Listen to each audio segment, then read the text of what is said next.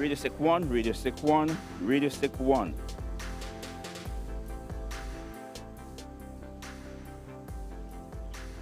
Two, radio stick 2, radio stick 2, radio stick 2.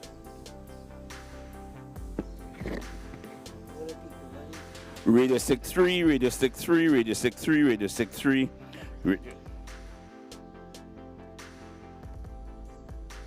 Radio stick 4, radio stick 4, radio stick 4, radio stick 4. And the nut. One more time with 5. 5, 5, 5, 5.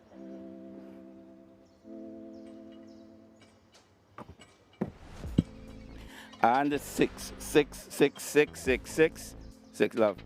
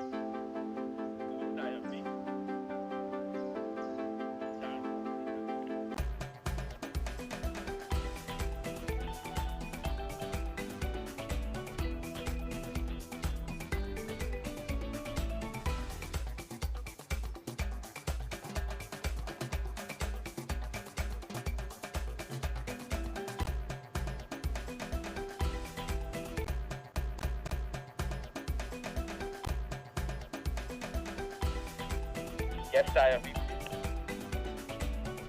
Lovely, thank you.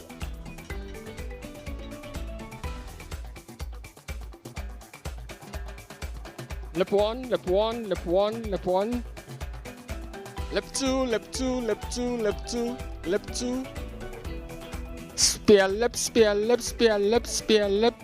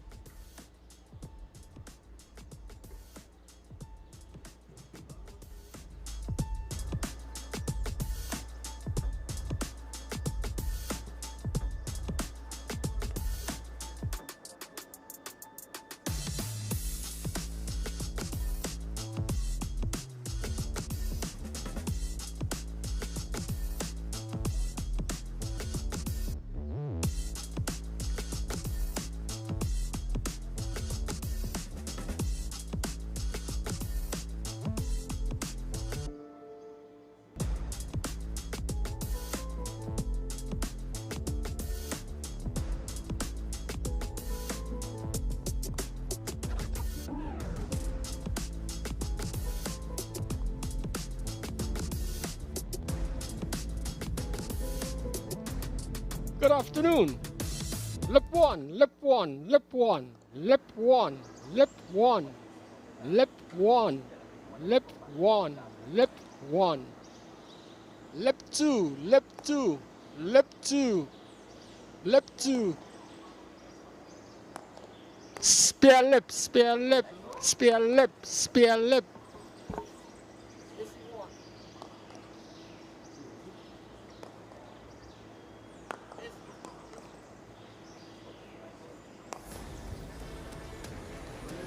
No.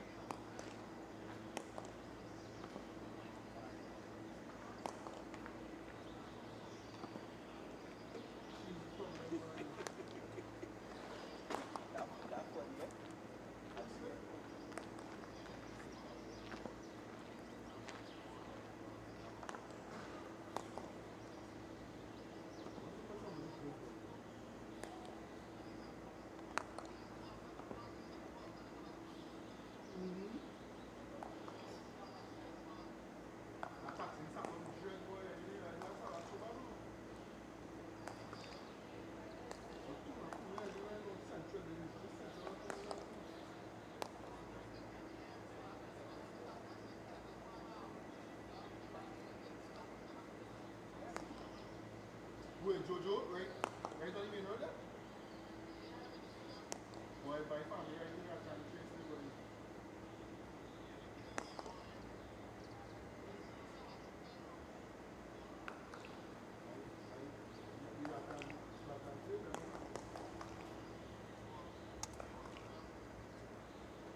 First one was there was the first of the people that only there, and we started there. So the first day of the week.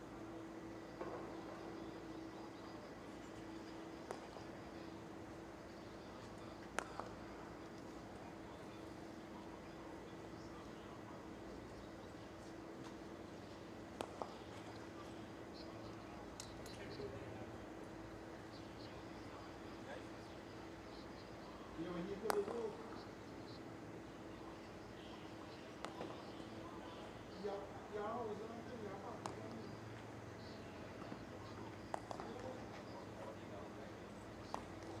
I used to like to be back because they actually stuck outside that married really great thing. And then one of them was also around them to walk around and then he come and see and talk and tell me the fellow who married them. Say, oh, well, this fellow married me, I'm linking and then he never found the guy, you know, when he bow and Book him, referee. Book him. Yes, thank you, referee. so we home and here right now. One is Nah, well, I was not too advantage there, so we did bachelor party down there. And he said, go home, but he live in this way.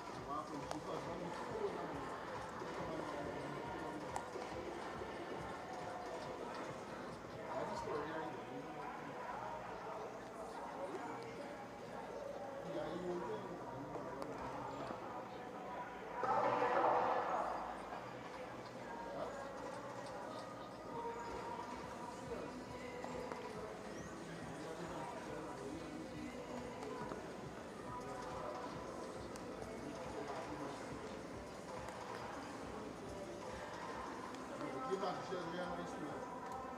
Move that now.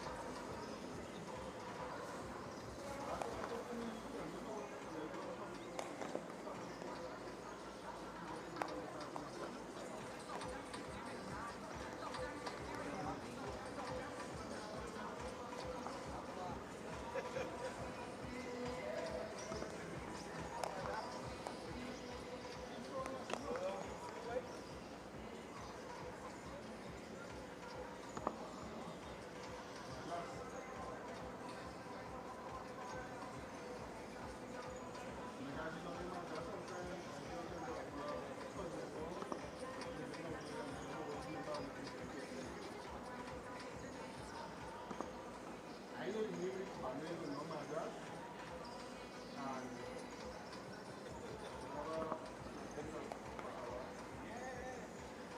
And my landmark, I live a shop. And then I said, this guy has been to a long road. That's not a fact.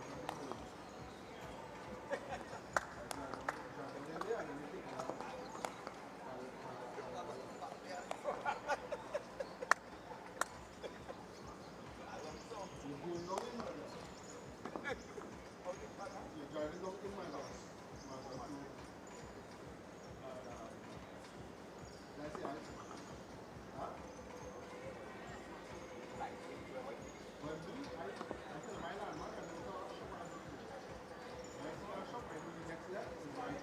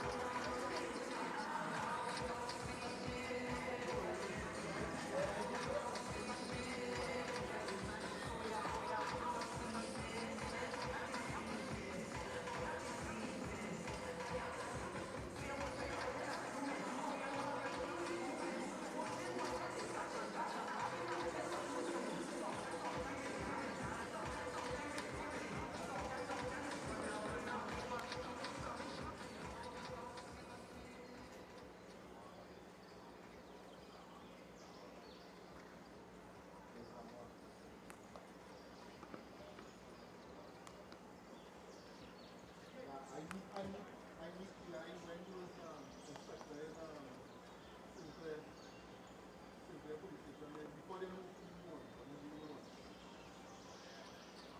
one. One, two, three, four. Lovely. One, two, three, four. Lovely. The boss himself has arrived. Ladies and gentlemen, Mr. Khan is here.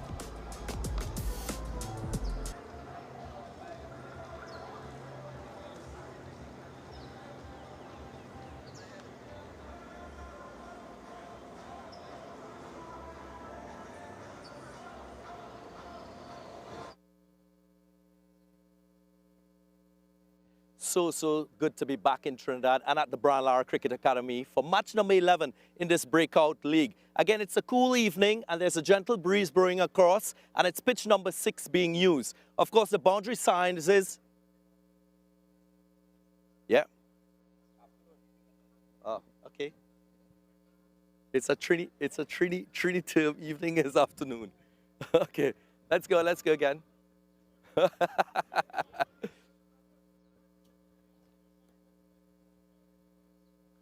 So good to be back in Trinidad at the Brian Lara Cricket Academy for match number 11 of this Breakout League.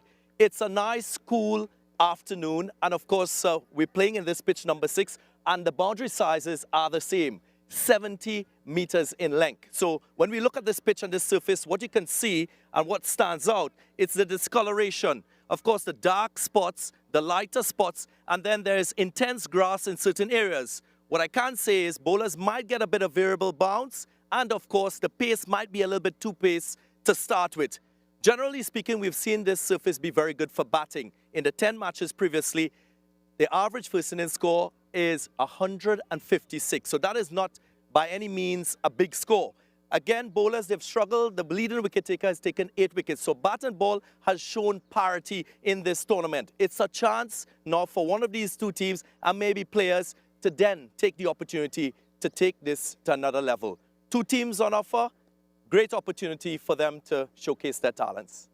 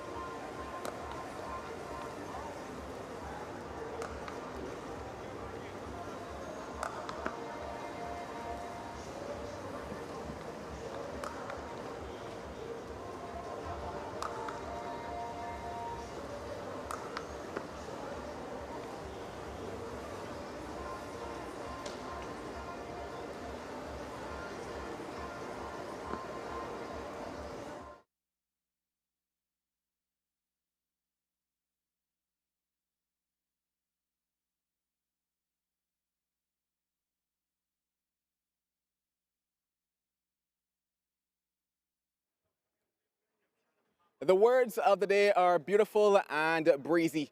We get ready for another cricket treat on a Super Sunday here in Trinidad and Tobago. Captains for today, Alec Athenaeus and Josh De Silva. Windward Islands, Infernos, and Trinidad and Tobago Legions. And of course, the always on time, Mr. Michael Ragnoff is the match referee for today. I believe that you have the coin, Alec. Heads. Heads was the call? Heads the call. Heads it is. Heads it is. Josh, final toss of this group stage. What will you do and why? We're going to have a bowl first, a bit of weather around that, but I think that's going to be the end of it. But yeah, just test ourselves again, bowling first, and hopefully we get a good total to chase at. Not too much, but yeah, it'll be a good game, hopefully. Yeah, obviously that last game was not the result you guys wanted. What were the lessons that you learned coming out of that one? I mean, the batting hasn't clicked as yet, which is good in the first 10. We've been finishing the games really well. So once we can get that first 10 and power play solidified, then we can actually get a good total, and I could see 200 plus on the board for us. All right, well, we'll see if that happens for you guys. A final one, any changes for today? Yeah, one change. Christian Turton comes in for Cephas Cooper. All righty, have a good one out there, Josh. Alec, you're having a bat first. What would you have done if you won that one? I would have batted first, to be honest. Yes, like you said, it has a bit of weather, but I believe the wicket normally gets slower in the back end, so I think now would be the best time to bat. Yeah, obviously you guys had a bit of a break coming into this one, couple of days off. How much, if at all, might that affect momentum? We'll see today. I would have definitely liked to play more games at this stage, but nevertheless, we got some good training in, and we're looking forward to today. Alrighty, tell me your team for today, Alec. Any changes? No, we're playing the same team as last game. Same team, enjoy, Alec. Thank you. Alrighty, well, it is action out here. Trinidad and Tobago Legions, they've won it, and they'll be having first bowl.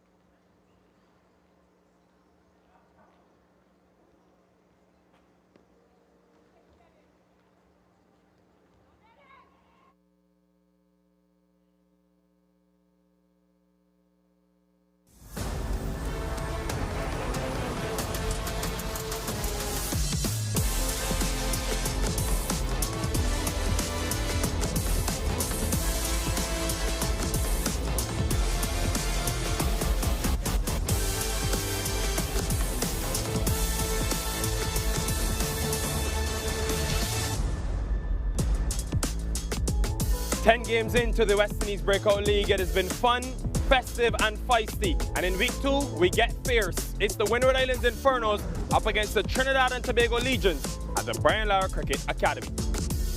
We've had some rain around, so I've had to fetch the local boys. Sam, will we have good weather today? Good weather, full 20, uninterrupted. That's my prediction. Great news, folks. And to start, let's head straight to the middle. A bit earlier, we had Joe Manning with the captains. The words of the day are beautiful and breezy. We get ready for another cricket treat on a Super Sunday here in Trinidad and Tobago. Captains for today, Alec Athanaze and Josh De Silva. Windward Islands Infernos and Trinidad and Tobago Legions. And of course, the always on time, Mr. Michael Ragnoff is the match referee for today. I believe that you have the coin, Alec. Heads. Heads was the call. Heads the call. Heads it is. Heads it is. Josh, final toss of this group stage. What will you do and why? We're going to have a bowl first, a bit of weather around that, but I think that's going to be the end of it. But yeah, just test ourselves again, bowling first, and hopefully we get a good total to chase at. Not too much, but yeah, it'll be a good game, hopefully. Yeah, obviously that last game was not the result you guys wanted. What were the lessons that you learned coming out of that one? I mean, the batting hasn't clicked as yet, which is good in the first 10. We've been finishing the games really well. So once we can get that first 10 and power play solidified, then we can actually get a good total, and I could see 200 plus on the board for us. All right, well, we'll see if that happens for you guys. A final one, any changes for today? Yeah, one change. Christian Turton comes in for Cephas Cooper. All righty, have a good one out there, Josh. Alec, you're having a bat first. What would you have done if you won that one? I would have batted first, to be honest. Yes, like you said, it has a bit of weather, but I believe the wicket normally gets slower in the back end, so I think it now would be the best time to bat. Yeah, obviously you guys had a bit of a break coming into this one, couple days off. How much, if at all, might that affect momentum? We'll see today. I would have definitely liked to play more games at this stage, but nevertheless, we got some good training in, and we're looking forward to today. Alrighty, tell me your team for today, Alec. Any changes? No, we're playing the same team as last game. Same team, enjoy, Alec. Thank you. Alrighty, well, it is action out here. Trinidad and Tobago Legions, they've won it, and they'll be having first bowl. Yeah, looking to finish strong, the home team. Sam, one change for the Legions. Yeah, Turton comes in at the expense of Cephas Cooper, who's had a hard tournament thus far. One area that they look to solidify is that power play. They are the slowest team in that phase. They have the leading wicket taker, Johan Lane, amongst their ranks. Navin Bidesi has 6 wickets as well. But they'll want to put together a full package here today as they finalize their campaign in the league stage and solidify their position at the top. Quite a dynamic bowling lineup for that Infernos team, who have only played 2 games, which surprising in week 2 of the tournament. They played the least of the team, so their schedule now will intensify drastically. But Sam, very important game for them, given they're only on 8. Yeah, that's right. So it could be a little bit deceptive, this table, as you mentioned. They still have a couple games remaining after this one. The Legions, though, it's their final game. So it might be a situation where after this game, they find themselves straight to the final. The top team, remember, goes straight to the final. So they might have a week off between this one and the next match. Right, this Breakout League has been all about developing the future of West Indies cricket, right? But who comes after them is equally important. On our commentary panel, we've got a craftsman who's playing his part in molding the next generation.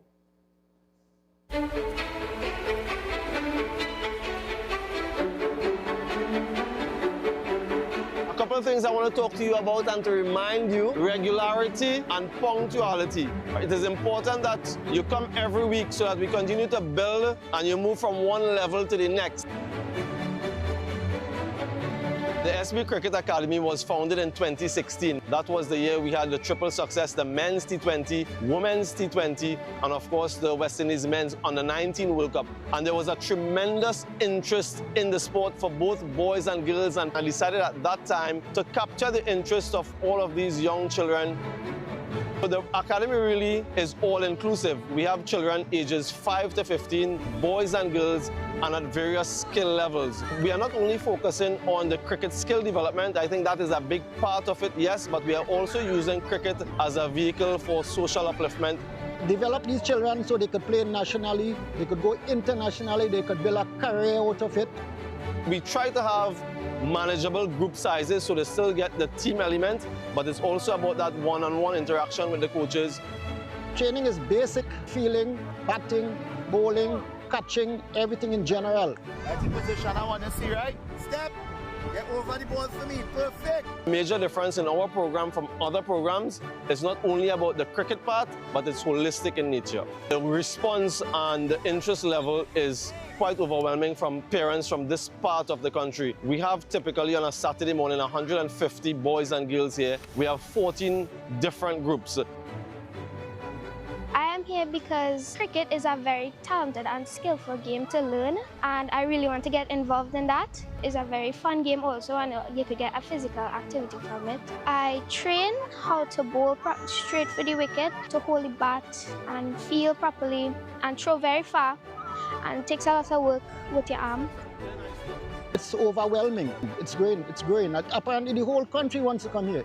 I'm proud to say that we have a very high retention rate at our academy. 90% plus come from one cycle to the next, which is a testament to parents being satisfied with the quality, with children being happy with what they are doing. Parents, if you are looking at this, my urge, my plea to you is to get your child involved in something that they are passionate about. It could be cricket, but not necessarily cricket. Regularity and punctuality, he says. No wonder he's always early to work. Sam, but given that you've been in the driver's seat shaping the grassroots level in the West Indies, where do you think that level is headed? Nikhil, this tournament might be the future of West Indies cricket, exposing the future stars, but programs such as that is the foundation of cricket here in Trinidad and Tobago, but the foundation of cricket in the West Indies. So giving those young boys and girls an early exposure to the sport is important. But like I mentioned at the very end, it's not only about sport and cricket. I just want young people to be passionate about something and parents to get them involved in what they are passionate about at an early stage. If you miss them at age 11, 12, you typically miss them for life. So let's get them involved early. Does it require any patience, a lot of patience to deal with younger children? I've had many occasions, Nikhil, where the batter hits the ball, the young boys and girls, and I tell them to run, they drop the bat and they run after the ball. So it's very fulfilling, but lots of patience required, and it's something that I enjoy quite a lot. Lovely. We commend you and thank you on behalf of the Caribbean. Right, young children at home watching, get your notebooks out. We're about to learn a lesson about pitches and maybe how the color of a surface could impact proceedings. So good to be back in Trinidad at the Brian Lara Cricket Academy for match number 11 of this Breakout League. It's a nice, cool afternoon, and of course, we're playing in this pitch number 6, and the boundary sizes are the same, 70 meters in length. So when we look at this pitch and this surface, what you can see and what stands out, it's the discoloration. Of course, the dark spots, the lighter spots, and then there's intense grass in certain areas. What I can say is bowlers might get a bit of variable bounce, and of course the pace might be a little bit too pace to start with. Generally speaking, we've seen this surface be very good for batting. In the 10 matches previously, the average first innings score is 156. So that is not by any means a big score. Again, bowlers, they've struggled. The leading wicket taker has taken 8 wickets. So bat and ball has shown parity in this tournament. It's a chance now for one of these two teams and maybe players to then take the opportunity to take this to another level. Two teams on offer, great opportunity for them to showcase their talents. Right, nice that we've got our playing surface down pat. We know what we're working with, Sam. Leg spinners, I'm going to ask you about that. What will they see on that surface and think we need to do today? Yeah, it's a little bit drier from what I've seen, so there might be some assistance for them. What is important critically is the pace at which they bowl, and I think they need to assess that early in their spell. The first over or so is when you really want to understand the conditions, and that should instruct you as to what you want to do, the pace at which you want to bowl, the line and your length. Legions or Infernos, Sam? I just want a good game of cricket, but the Legions would want to finish off strongly. Right, the race to the playoffs tighten. It speeds up in week 2. The Legions will be hungry to close out with a win. The Windwards, their games come thick and fast. Join us live after the break.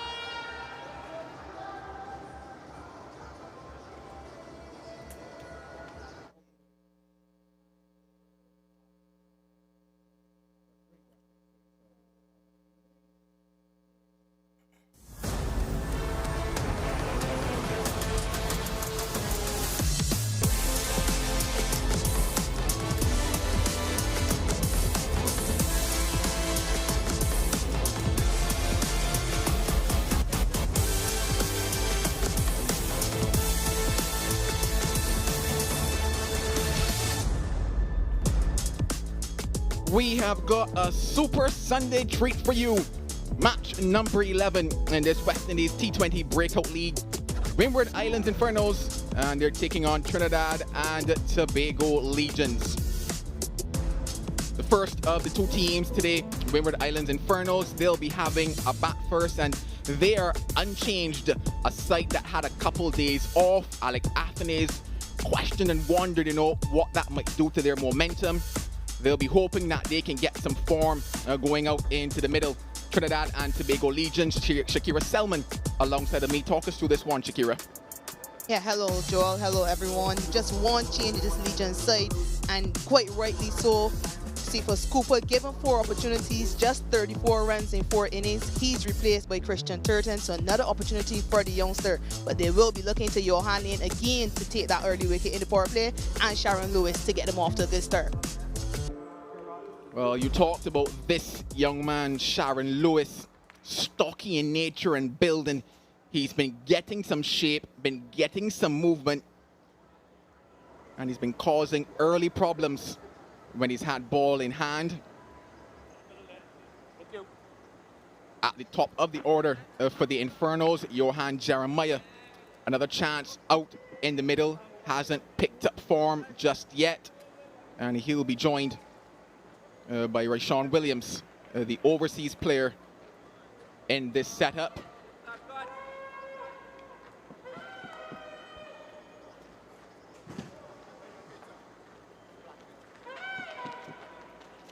Things were a little cloudy earlier, but those clouds have pretty much disappeared, and we're all set for a beautiful day here at the Brian Lara Cricket Academy. Yeah, that's what I'm talking about. Into the distance, we've got bright and we've got blue.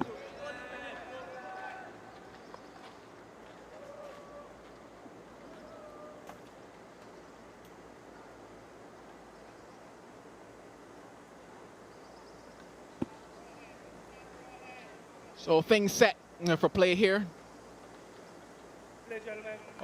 Umpire Basraf says, let's play. Infernos versus Legions.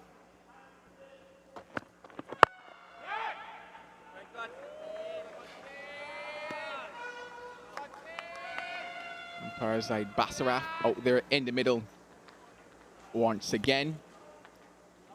And he's joined by Mr. Christopher Taylor.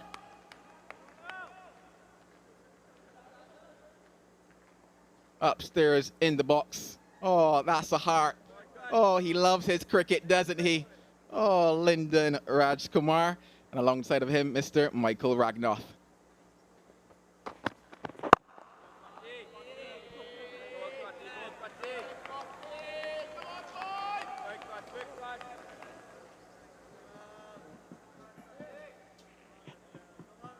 Navin Badesi, do we see his legs spin at some stage today? He's already bowled his mandated quarter. So you wonder, we know that that young man, Johan Lane, will be given the ball at some stage.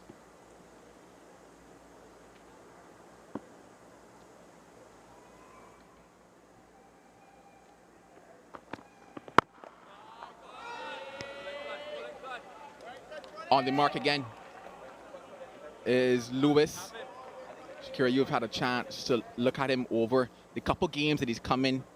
You would say at the expense, but we will go with at the opportunity provided due to a bowler not being able to bowl in his Trinidad side. But what have you liked about him? Yeah, that bowler being Joshua James, being suspended from bowling. Sharon Lewis has taken the opportunity with both hands.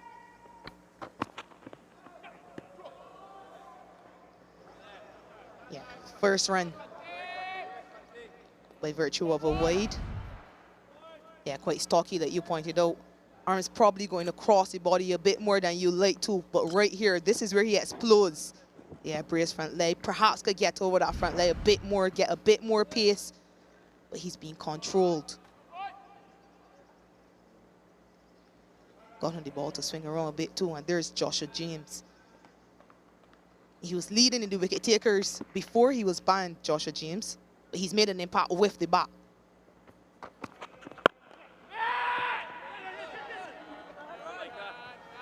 Thought that maybe he could get one there. Would have been close had they set off. Probably better advised. Oh, they've come in to take in the first of a double header here at the Brian Lara Cricket Academy. They've been with us all tournament long.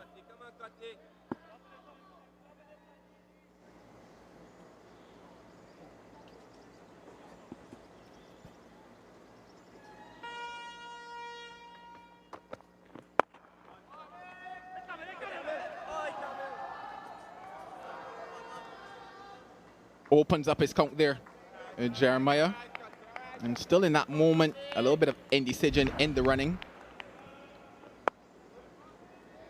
Yeah, a bit of ball watching on the part of Jeremiah. Makes it safely enough though. Brings Rayshawn Williams onto straight for the first time today. Go over here. You would think he will have a part to play with ball in hand. Was a bit expensive last game.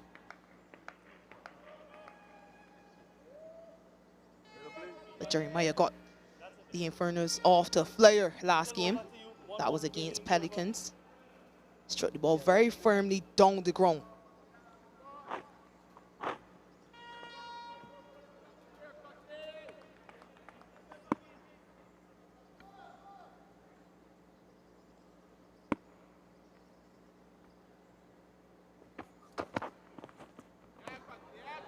Well, he went for the heavens, but he's still on earth. 2 without loss.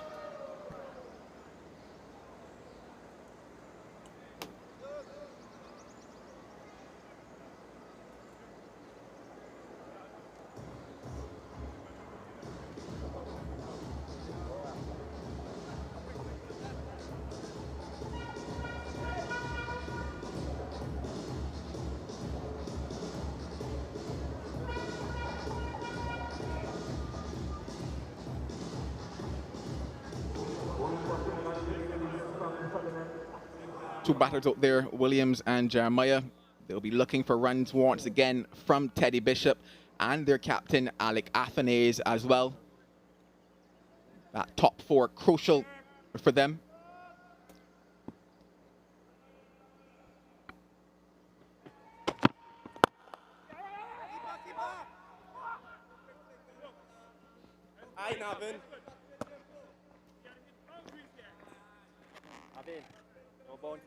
Johan Lane been very effective with ball in hand at the top of the order. We talked about that running from them, and here looked to be a comfortable single, but ball watching. Rayshawn Williams once again the guilty party in that case.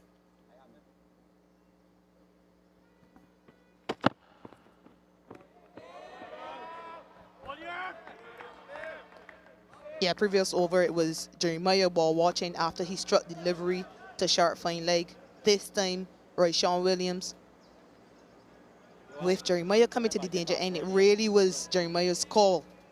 You want clear communication early. But remember, Rayshawn Williams is the overseas player in this lineup. Not too certain how many times he will have batted with Jeremiah.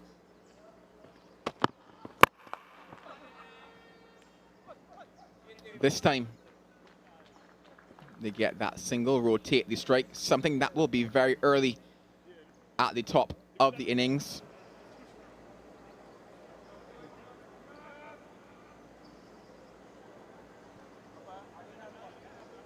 I share to you. That's center. Right arm over as well. No, to you. Shade. Shade. Yeah. Pass. Top wicket takers, and standing at the top there is Johan Lane with that magic 8.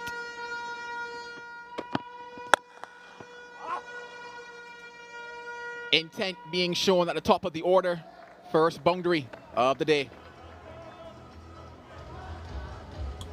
Yeah, right on cue as well. We did speak about how cleanly he strikes the ball straight back down the ground. Rayshawn Williams. Yeah, 2 full from Johan Lane on that occasion, searching for swing.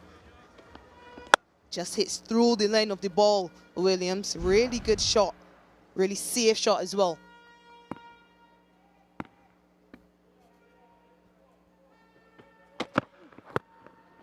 Not out. Slightly fuller on that occasion, slightly straighter as well. We'll know the capabilities of Williams quite well. So potentially an interesting battle. We talk about running, and we'll see it here. Just out of frame.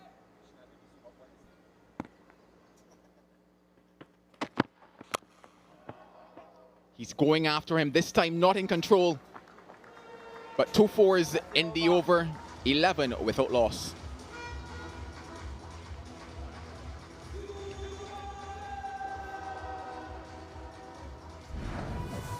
Fortuitous, but you can see where he's looking to hit the ball again down the ground. Into the good boundary for the Infernos.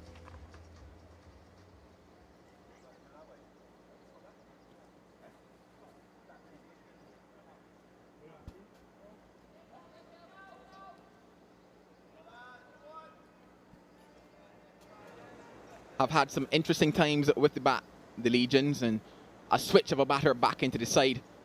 And Christian Thurton. They'll be hoping that that could potentially have an impact at the top of the order. Is that a cell phone? Oh, was that a phone in his pocket? Who was texting you? Who would have called you out there?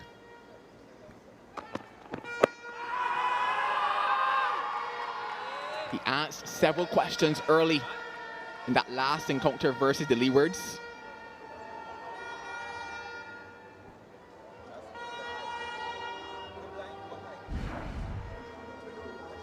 Yeah, a bit of swing. Back into the left-hander. Normally you're looking for that ball to shape away from you as a left-hander with the left arm seamer. He thinks it's out. He didn't think he knew.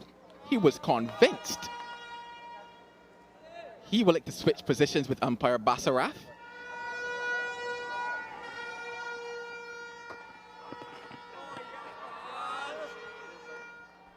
Yeah, beautiful. A look at the surface for today. A little earlier, Darren Ganga was out there talking about it. That par score, that average first inning score being 156. Still expect a bit of assistance for the fast bowlers, as we've seen with the new ball all throughout this tournament.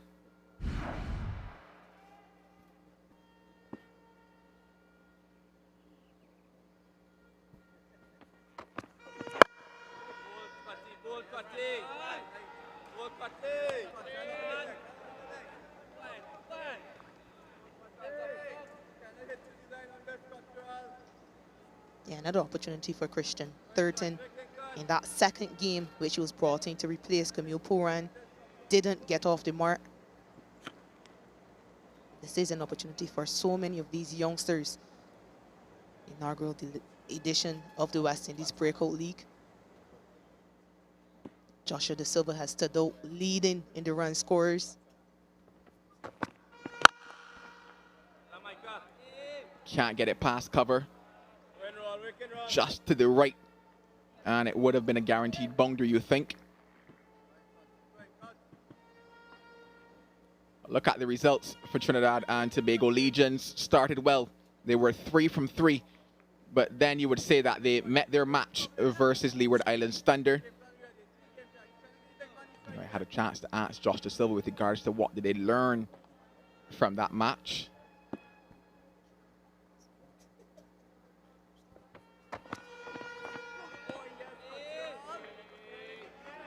Change in length this time and just feeling for it outside the off stump. I talked about the fact that he's not had much rhythm so far in this tournament, Jeremiah, and maybe showing signs of that.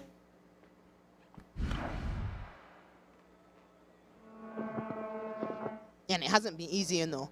It hasn't been easy. Every now and again, Sharon Lewis has gotten the ball to shape away from him. Then he's gotten it to come on in with the angle. And it's a man not very confident, not in any form, Jeremiah. This time gets it to the right, but in terms of timing, hasn't timed it how he would like. 3 gone, 12 without loss.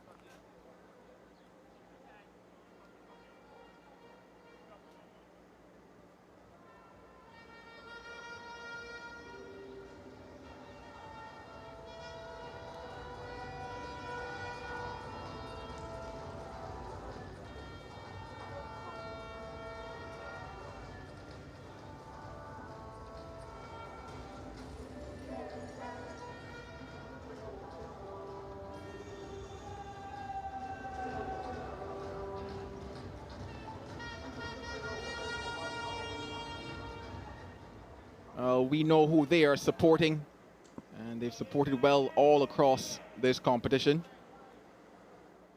You would say they've literally flown the flag of Trinidad and Tobago.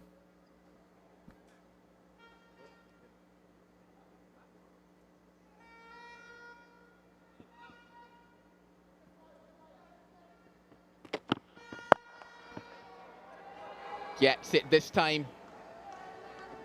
And maybe just lands over the ropes. Yes, indeed. First maximum for Jeremiah.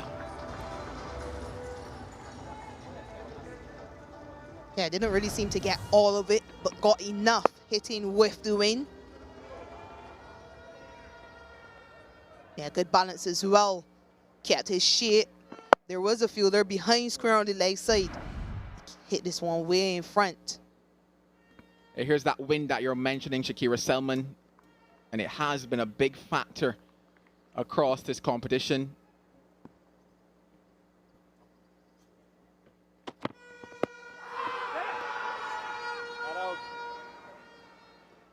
Couple soft shots, but you look at where it pitched, and you probably tell yourself it was outside leg. Yeah, Jeremiah, he has to be careful not to try to go to square pitch outside leg, so that's safe. Remember, he was adjudged LBW in that last game against the Pelicans, dismissed by Kadeem Ali. Certainly that will be in the back of his mind. Certainly he will be looking for runs. Highest score so far, just 14. And each time he's being dismissed in the power play.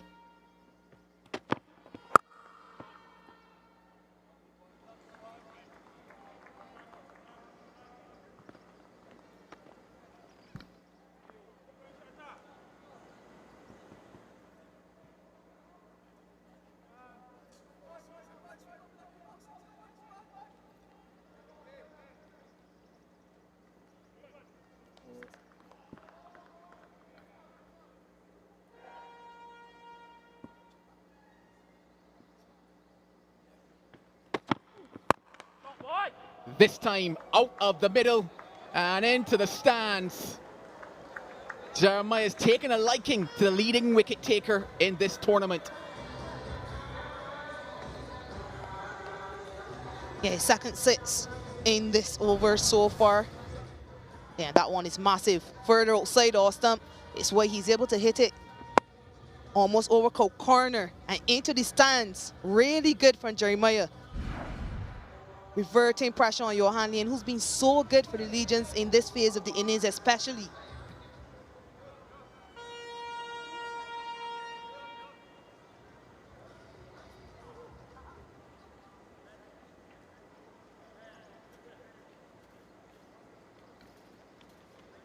What is Lane thinking here? A new day for him. He's found success across the previous matches, and it looks like a field change now. So a man goes back towards deep mid-wicket on the boundary. So 2 men on the leg side for Jeremiah.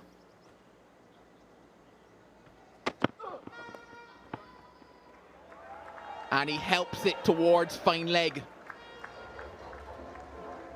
That's 18 runs now in the over and 1 ball still left. Yeah, Jeremiah on to his highest score of this league phase. Adjust his length, Johan Lien, but 2 straight with fine leg on the circle.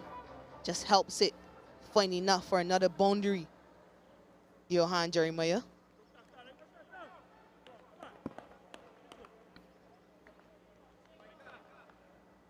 It's been a phase of the game that they've been good, the Legions. Talk about good, that's not good. Where are those guys going? Hopefully not for the covers.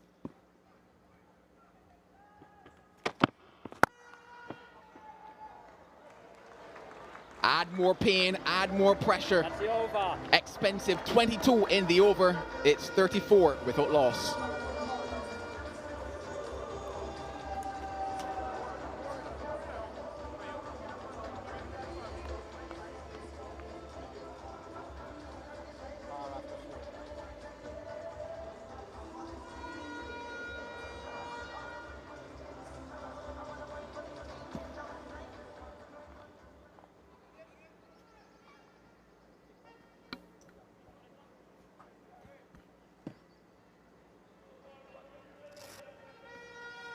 They've had a break away from the game, and that break has seen them come back with what looks like the best start so far for them. They're happy to be here. We're happy to have you as well.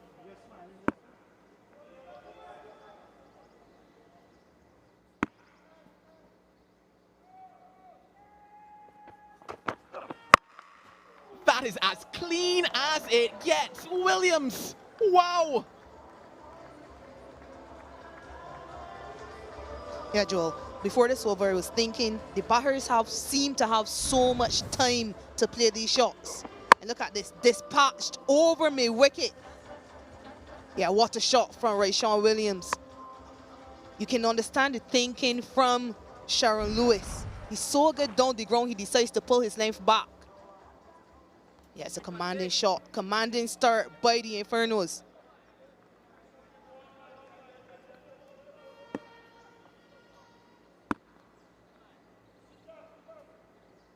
It's snack time.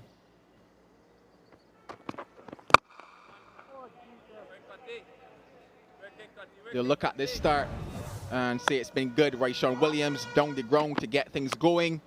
A bit of fortune there, but the intent is what brought about the result. Then Jeremiah struggled for a bit, got in on the attack, and since then it's been nothing but middle, nothing but precision. Yeah, they look at this. Alec Athene has talked about enjoying batting first, the type of pressure that they could put on. This is pressure partnership right now of 40.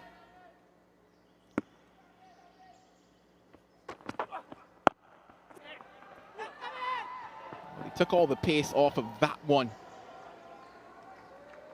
They're going for the variations now. And if you think about that highlight package, it's good cricket shots, no swiping. Maybe one not going where it was intended to go, but they've been playing each ball on its merit. It's good batsmanship, good pressure on the bowlers. And you heard Joshua De Silva say at the toss, it's opting to bowl first because he wanted to test the bowlers. They are being tested.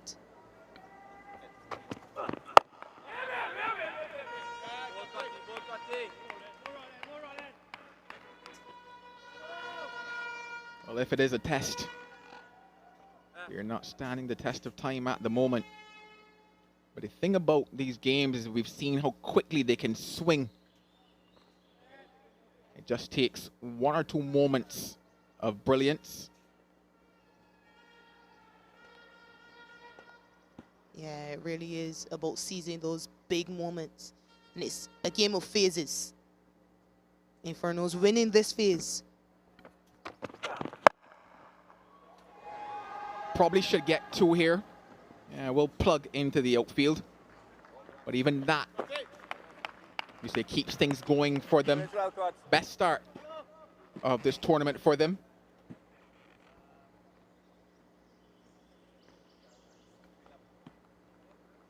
The good thing about it for the Infernos as well, even though they've had time off, they have games leading into the back end of the tournament, which takes them up towards that playoff phase, potentially being in that final phase, and they'll have what we like to call momentum.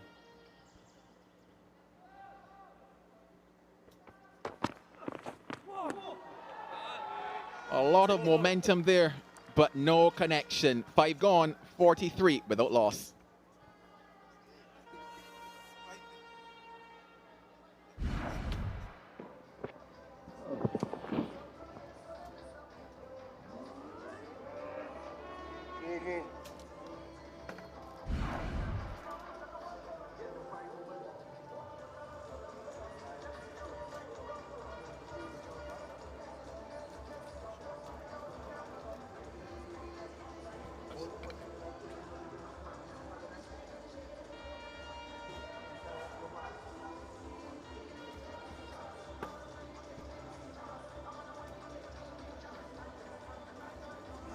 And 43 for none. No spin introduced in the first 5 overs for the Legions. We will see some pace off the ball now with Mikael Govaya. He's bowled his 6th over. Previously, decent economy. Run a ball, bowling across the 3 phases. Hoping, of course, the rain stays away. The final over of the power play, they're 5 runs away from a bonus point. The Infernos. First time of the tournament, we can introduce Darren Ganga. Welcome to the West Indies Breakout League. Hi, Nikhil. Greetings, everyone. Great to be here. Great to witness some of the young, talented cricketers on show here in the Caribbean. Of course, this is a tournament meant to spawn the further development of young cricketers. So commendations to First Cricket West Indies and, of course, the Caribbean Premier League. Both parties coming together, putting this masterpiece for the young players.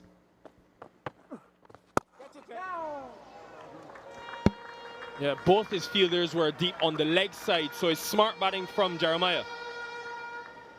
Very, very smart. I had the privilege of watching this young man when he played first-class cricket in the West Indies Championship and then in that Super 50 Cup. He's grown in stature. Very mature at the top of the innings. Shows a better understanding of his game as a batter. Also taken the leadership role at the combined campuses and colleges cricket team as well.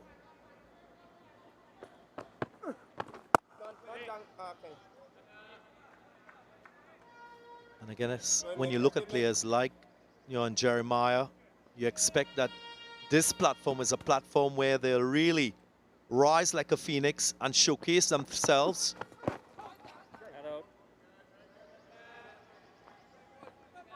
Because it is an opportunity to, of course, show your worth, enhance your reputation, maybe position yourself for another opportunity at a higher tier in the game.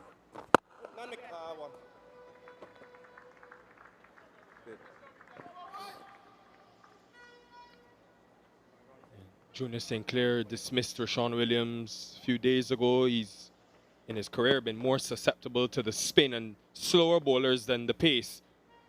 They've secured and registered their bonus point for the power play, the Infernos.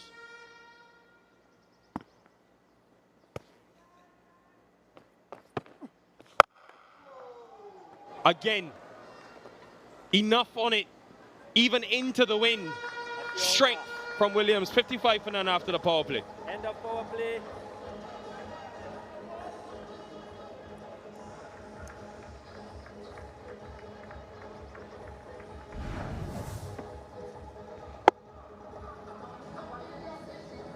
He's struck 2 sixes in his innings so far, 23 from 10. These two, they've laid the ideal platform for their team.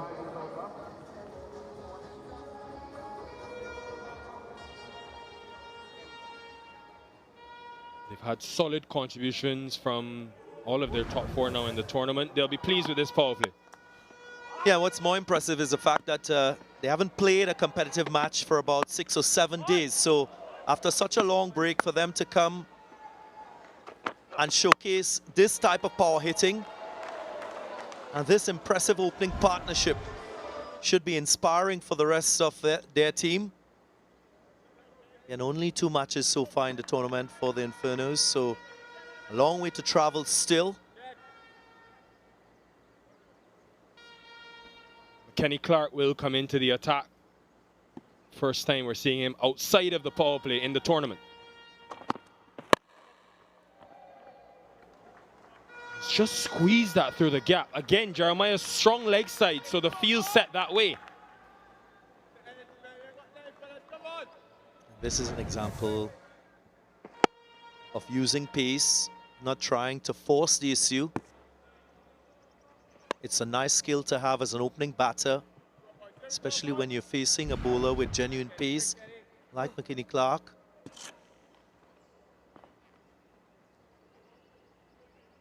Thus far, they've looked really well. They've complemented each other, Jeremiah and Williams.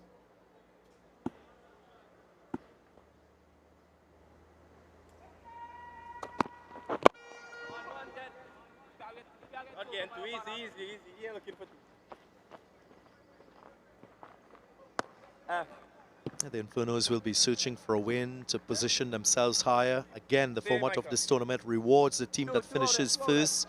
That team goes straight to the final. Second and third play for that second spot for championship status. Infernos just 2 matches, 1 win, 1 loss. Lost a narrow one against Barbados Pelicans. It was a very, very good chase. They lost by 1 run.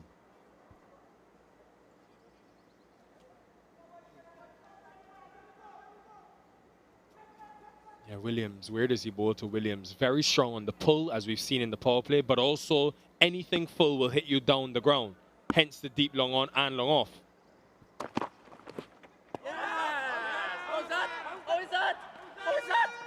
De Silva was the only one who went up initially.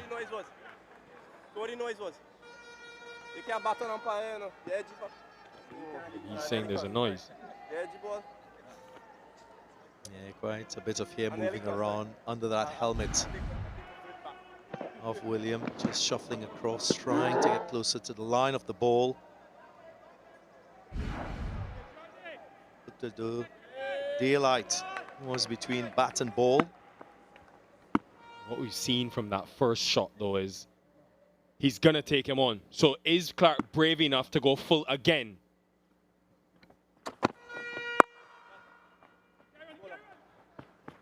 And pace off.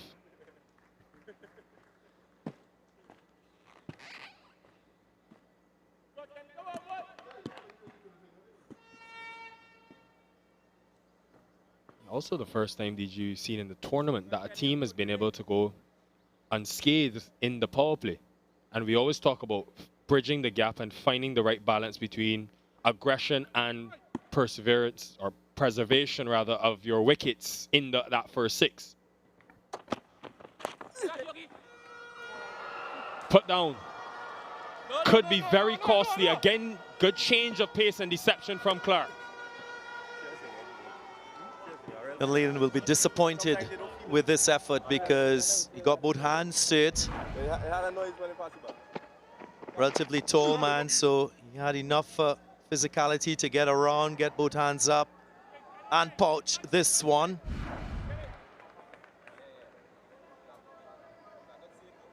There was that opportunity for the breakthrough. How will this cost the Legions?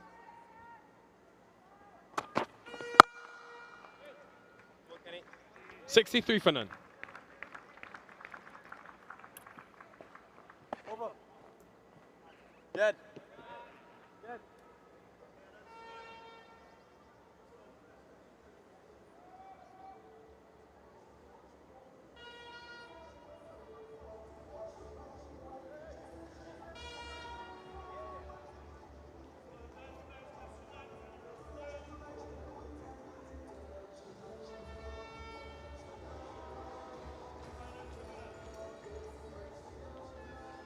Match 6, this was the game I was referencing when the Infernos got very close in this chase against the Pelicans.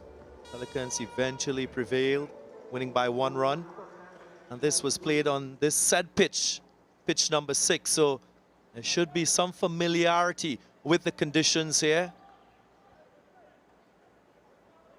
Jed Gully, who we saw bowl the 1 over in their last game, also offers an off-spin option alongside Govaya. A lot more flight on his deliveries, mainly bowls the orthodox off-spinning delivery.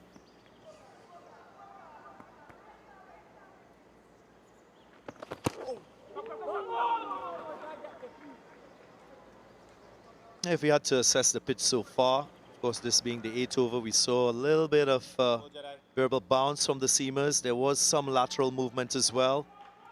The ball stood up a little bit more when the seamers pitched it in.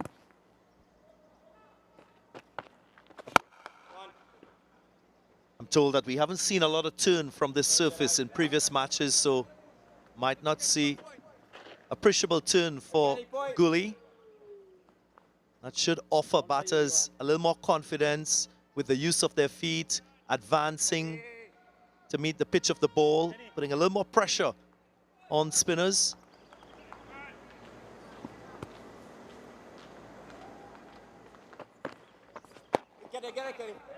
Ball up, easy. 1 minute running. Look, Nikhil, I just came from the recent IPL, which is still unfolding, and I just saw this drastic change in trend. Batting teams are going very hard in the middle phase, and that's becoming the most dominant phase for run scoring. Whether that's because of the impact player rule, but I just feel that the fearlessness, the extension of that dominance from the power play phase has gone deep into that middle phase. And teams are focusing much more on that middle phase of the innings with the bat. The other thing is, I haven't heard anything about an anchor in the T20 game. The objective is for more of the top 3, top 4 to bat across phases.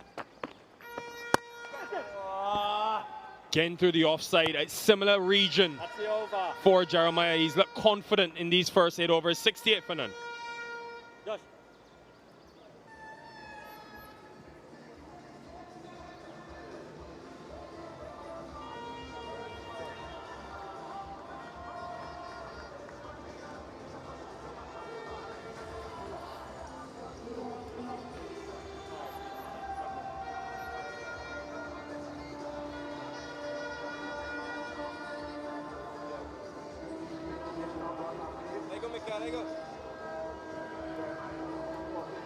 The biggest party in sport is back, ladies and gentlemen. The CPL 2025 edition, August 14th to September 21st.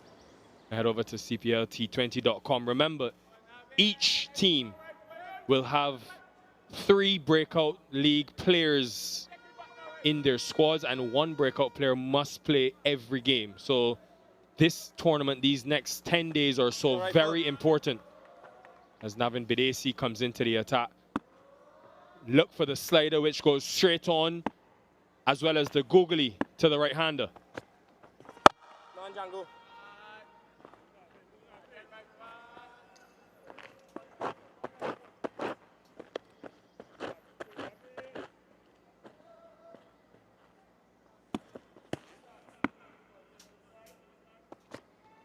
That's it, Mikel. It's gone nowhere, which will benefit Williams, but you can see there's been a slowdown in tempo from Williams, especially since the power play has ended. And that's possibly because of the pace of the ball. The options are chosen by Joshua De Silva. It's so important for a captain to stay at the pulse of what is happening and what's unfolding.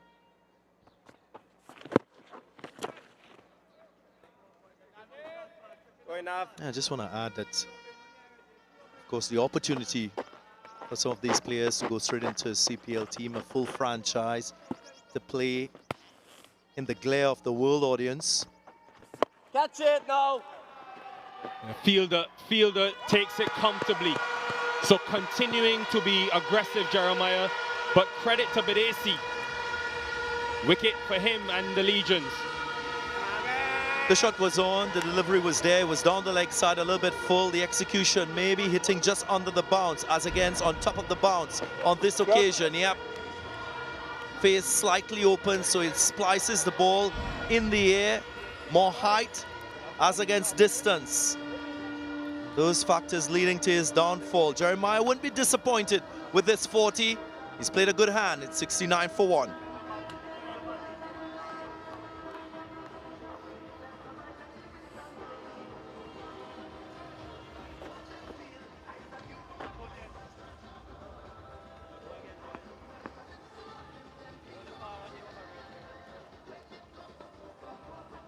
Danny Oko?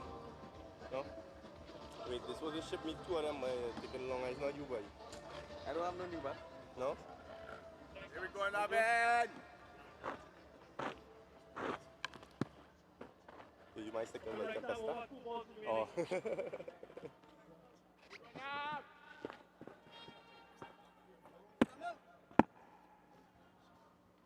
Alec Athanaze, 91 in his opening game. One yours, Navin, yours, just one. Another player that will sweep the spinners like Jeremiah did. It was the highest opening partnership of the tournament. Catch it now. Yeah, good cricket all round from the Legions. Move to bring on Bidesi, the wristy. Proving to be the right one to break the opening partnership.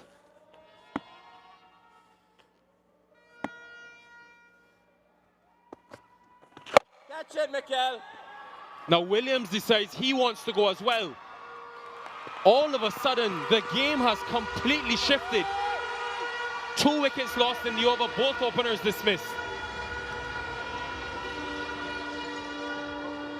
Yeah, you looked at this stroke and you get a little bit of deja vu because he played a similar stroke early in the innings. The ball just plugged just outside the 30-yard circle. But on this occasion, it's allowed Govai enough time to circle around and complete the catch. So Williams throwing his hand away, so to speak. Gone for 27, 70 for 2.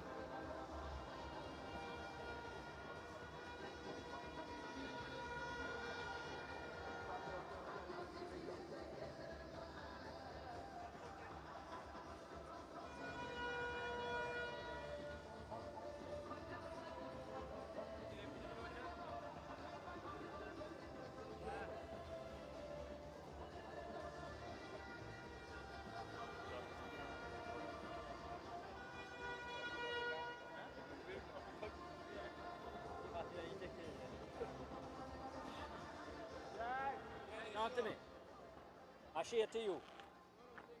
That's leg. Teddy Bishop, who also has a 50 in the tournament, so they're 2 highest scorers at the crease. Jid Guli will continue.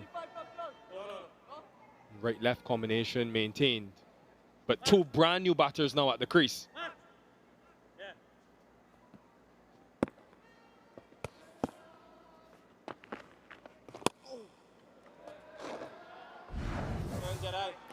Catch it now. 2 wickets in that 9th over going to Bidesi. Again, showing the value of a wrist spinner in a bowling lineup in this format of the game. Catch it, Camille. And another one. 3 wickets have fallen in the span of 4 deliveries. Shock in the camp of the Infernos. The captain is gone. Just trying to play that reverse. It's a shot that he's used quite effectively at all levels of the game. But on this occasion, unable to find the gap. Appeared as though he got sufficient contact, but the skipper has to depart for 1. It's now 70 for 3.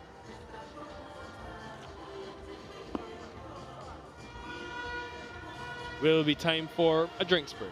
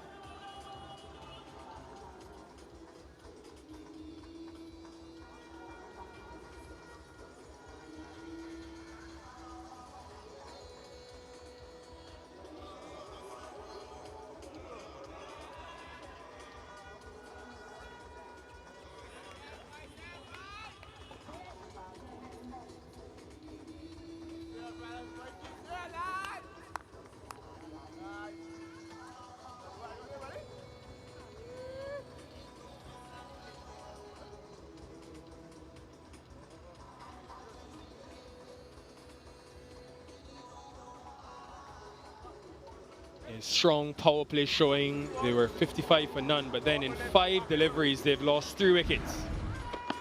Opening stand of 69 between Williams and Jeremiah, the highest in the tournament today.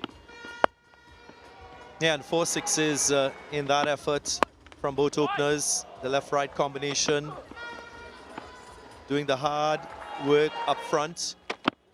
Adjusting to conditions nicely. Powering the ball when it was short. Using the pace when it was fuller. Brilliant to watch.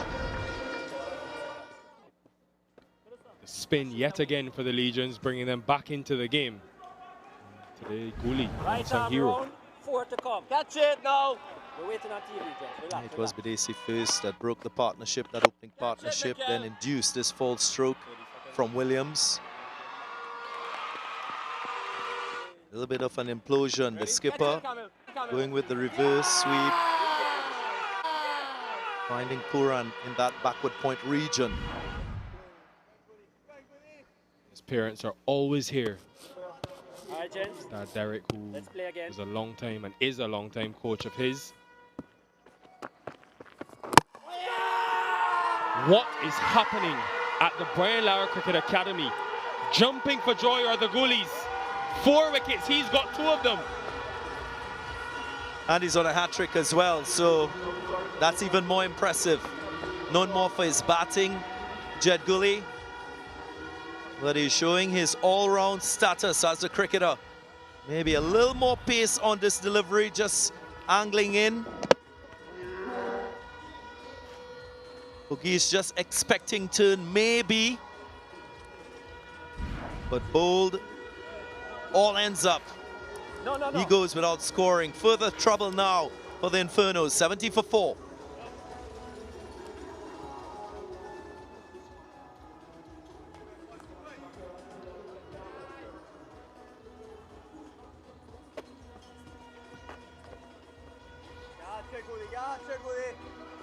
Right.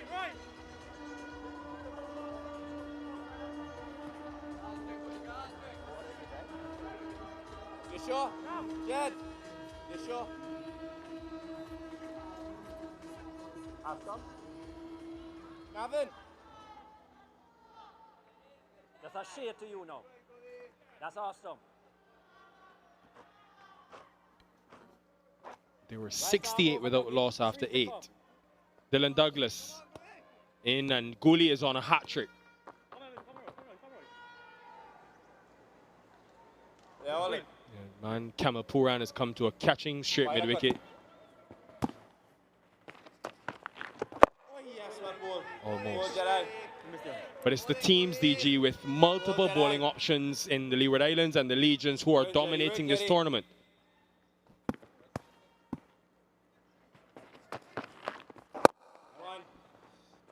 And yeah, I was making the point about the opportunity of going straight into CPL franchise team and furthering your career. You look at all these teams, you see a cross-section of players who have tasted that level of cricket. Middle is a shade away. That's middle. 70, not a good number for this Infernos team. Lost 3 wickets Off, yeah. without adding to the score. Yeah, just 6 players having tasted franchise success in the Infernos, 8 players in the Legions team, so just about 40 to 50% of players graduating to that level. So it's a great initiative for players to be mandated positions in full franchise teams. Everything to play for. End of a brilliant over. 2 wickets, just 2 runs, 72 for 4 after 10.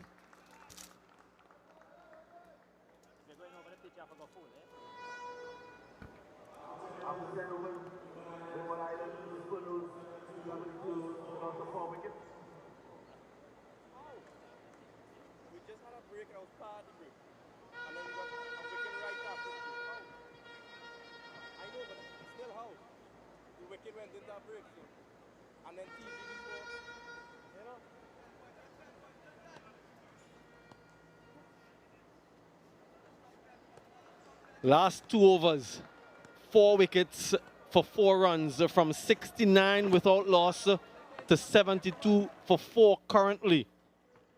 What a collapse. It is something that is endemic in West Indies cricket at all levels. Not nothing. That foot. And how often have we seen that in this tournament? In Jamaica, 7 wickets for 29 runs in a previous game. But only spin ball since then. And we've seen it on a few occasions already. And that has to do with the lack of experience, yes, but lack of situational awareness more than anything else. Surely with that start, you have the luxury of some time to get yourself in. Instead, you're 4 wickets down and now having to consolidate. Lessons all around to be learned. Hello, Shakira. Hello, Badri.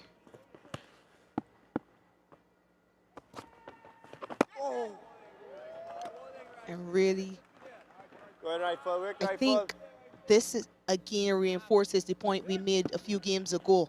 That backroom staff is so important. It's where you need to see coaches communicating. These youngsters are still quite early in their T20 careers and careers altogether. This is that looking on and happy, I'm sure. You have to understand the importance of moments and seizing those moments. Yeah. Hello to you, Mr. Bidesi. Mikel. Done an excellent job. Bola. Again, also reinforces the importance of phases. Infernos winning that power play phase, but not realizing this is a new phase of the game. They have to find a way to stay in the game in this middle phase. Another tidy over from Bidesi, 2 for 5 from 2 overs, 75 for 4.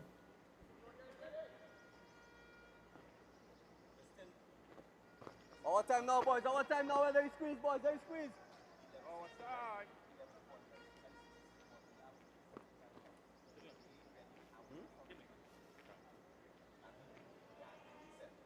You're right, yeah.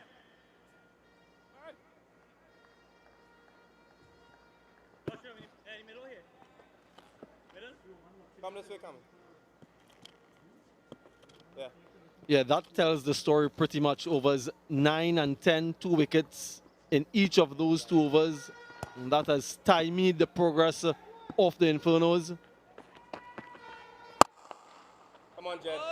And now they're just finding the fielders. Good from Django, who's usually with the gloves. A couple wickets for Gooley, a couple wickets for Bidesi.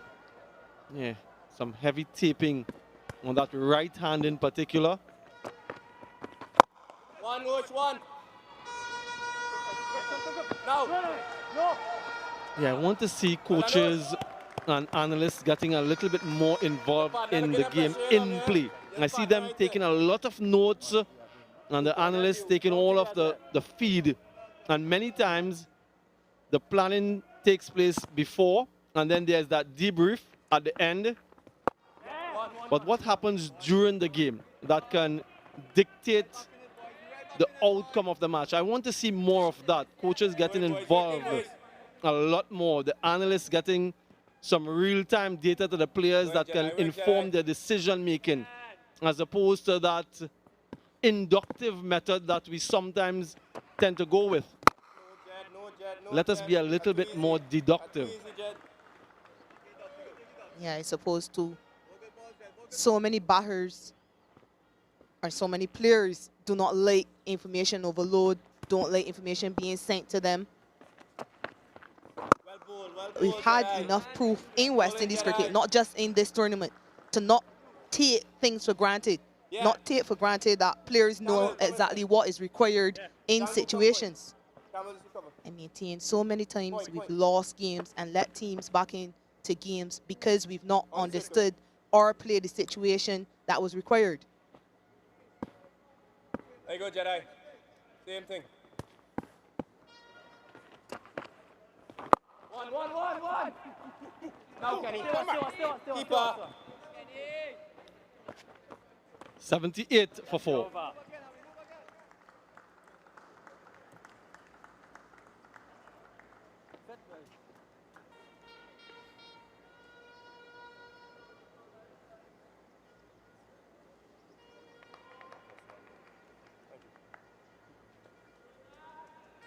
understanding how going from par, only spin ball, a break.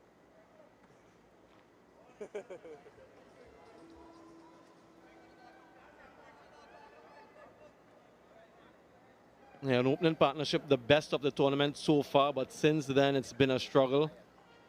Yeah, those young boys at the front there, or in the middle rather, from the San Fernando Azra Primary School. No, Navin. Well done, Navin. Proud catch. What we saw recently in Trinidad and across the region as well, Shaker, it's been taking place, the Republic Bank 5 for Fun program, an action-packed, fast-paced program for young boys and girls at the primary school. Yeah, what a shot that is. Don't throw it up, don't throw it That up. is breathtaking from Teddy Bishop, a glimpse as to what this young man can do.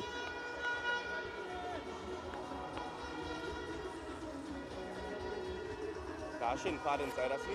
Yeah, good bravery being shown by Teddy Bishop It makes sense. with the score on 78 for 4. This is really good cricket. Uses his feet, gets close enough to the pitch of the ball so it doesn't have the opportunity to turn, then hits through the line using all his levers. He's coming to this game on the back of a good performance last time. Got 61 or 42 last game.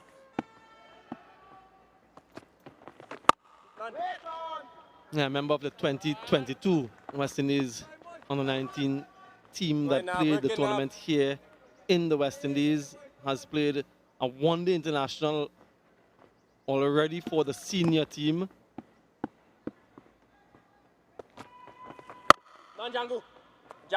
This should be at least a couple. Well-timed. In fact, it goes all the way for 4. Cricketing shots, proper cricketing shots from Teddy Bishop.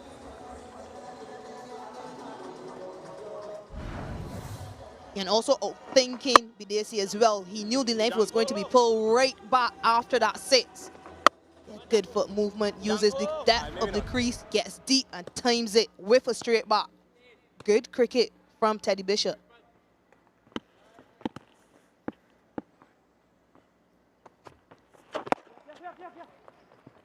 Thinking about 2. Very well weighted the shot. So he's able to complete the 2 quite easily. Just going back to the Republic Bank 5 for Fun tournament that was launched earlier this week in Trinidad and Tobago. 80 primary schools across the Twin Island Republic will be involved in that primary school. I often mention, Shakira and viewers, that is the age and the stage where you want to capture our young boys and girls. You miss them by the age of 12, 13, you miss them for life in any sphere of endeavor.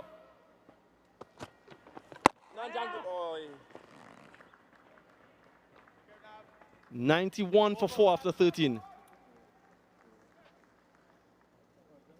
Yeah, these youngsters would have seen Teddy Bishop in match number 6 against the Pelicans, that aforementioned 61 of just 42.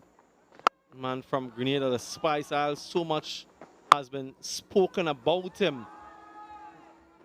And he'll want to back up that performance with something of substance. Again, another area that we need to work on is the consistency. How can you recreate consistently good performances? Yeah, that's the projection. At one stage, some persons were thinking 180 plus.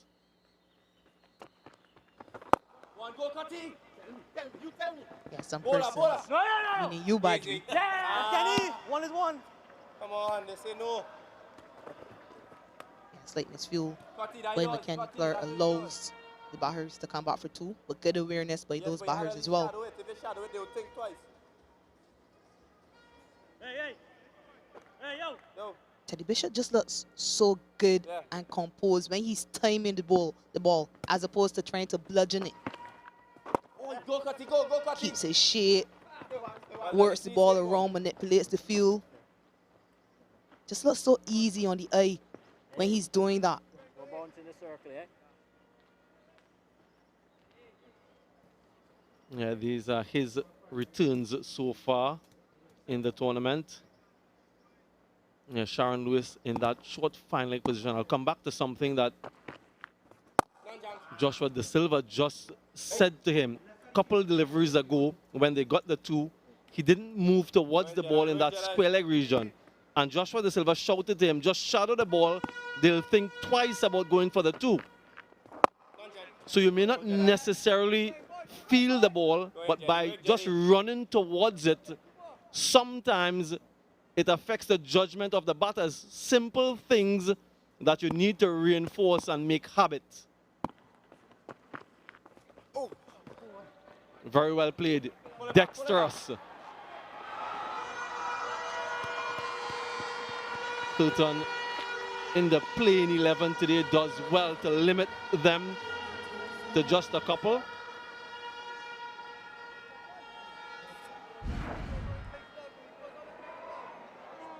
Yeah, times that slide nicely. 13. Well played by Dylan Douglas.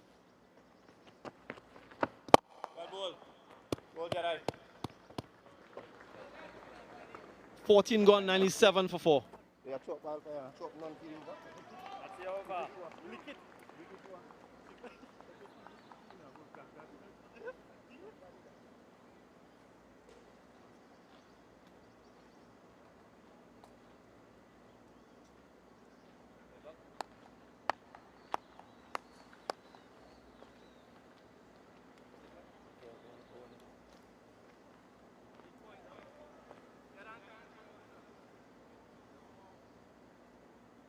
Yeah, look at the 2 spinners there, Gooley and Bidesi. 2 for 16, 2 for 18. Gooley is done for today with his spell.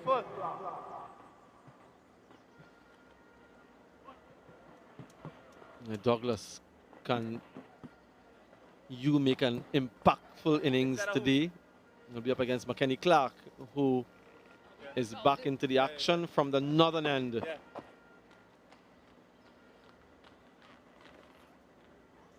Just out there, Johan Lane already gone for more in his 2 overs than he's gone in his entire quarter in this league phase. Prior to this, he had only gone for 28 runs in his 4 overs. So it will be a challenge for him. Yeah, look out for slower deliveries.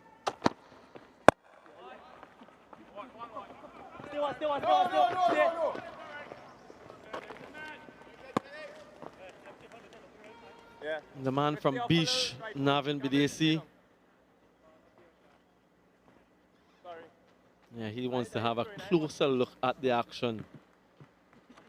Quite a long way away as well. It's nice to see these guys having levels of success. It inspires those who think that they might be marginalized because of where they're from. This is bowling to your field. He has protection there. Couple fielders deep on the offside. Leading wicket takers, he should be up there. 8 along with his teammate Yuan Lane. Jadier Blades with a 7. Nal Smith and Jevo Royal. Micah McKenzie, he's also up there. 5 wickets from 2 matches. The leg spinner from the Thunder. Look out for him.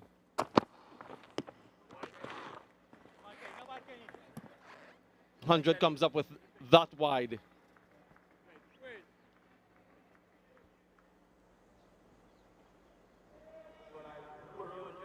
And as you can expect, that second 50 taking a lot longer than the first. Jeremiah and Rashawn Williams were blazing in that power play. Just took 37 deliveries with losing wickets in the second phase of the game. They slowed tremendously.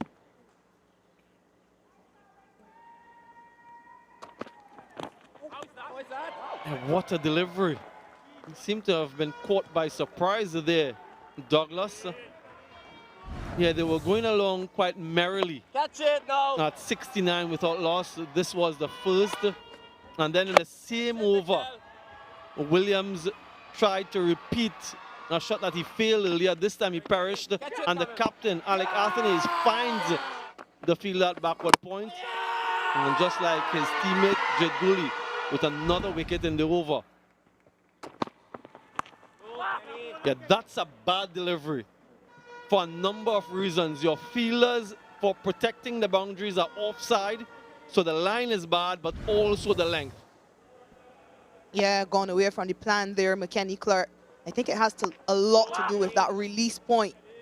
You have to be so specific with the timing of where you release that leg cutter.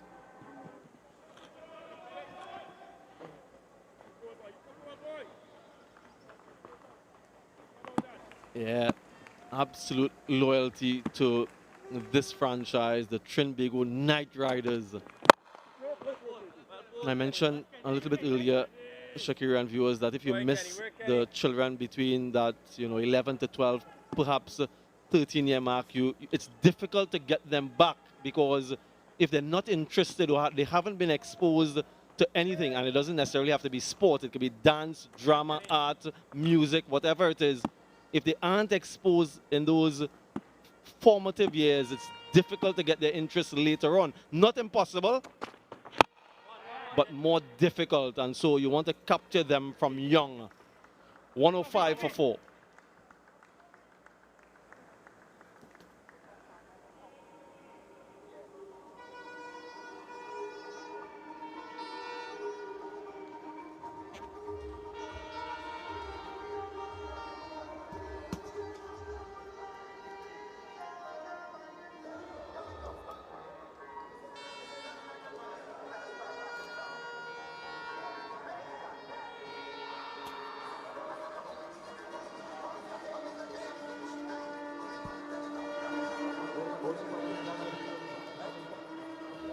Two contrasting dugouts, you would say. And the noise raising here at the Brian Lara Cricket Academy, and it's because of this. A slide and a fall in wickets for the Infernos. Yeah, you do that one. Let me, that one. Gavaya back into the attack. Yeah. Expensive in his first, but things have changed since then.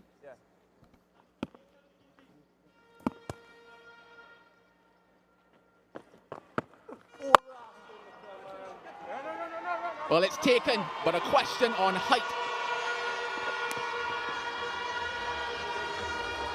Looking for the umpire's signal.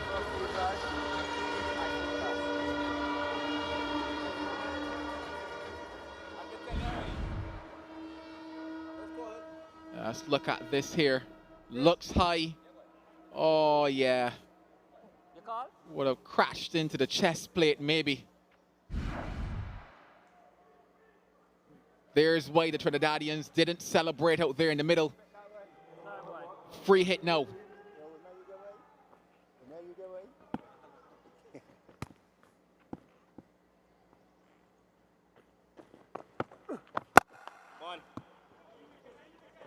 Well, he's landed it this time, and landing in the chair next to me is Darren Ganga. Oh, good day, Darren, good day. Hi, Joel.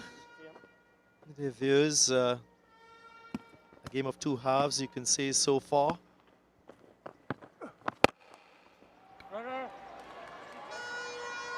This time legitimate, this time held, this time he's got to walk back.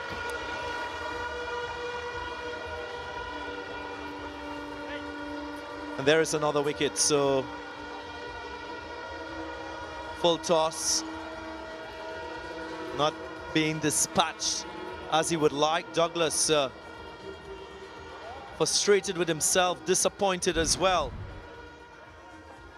Guvaya just serving up a delivery, you can say it's quite innocuous.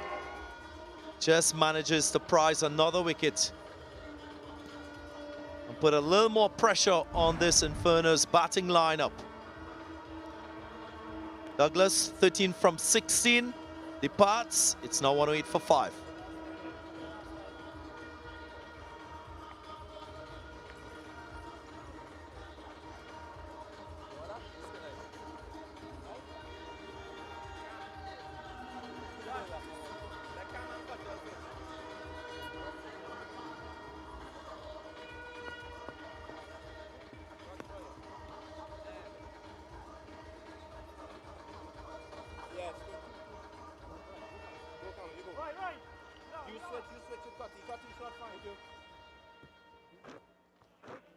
Right arm round, 4 to come.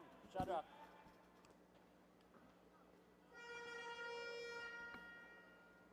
Shadrach Descartes is there in the middle.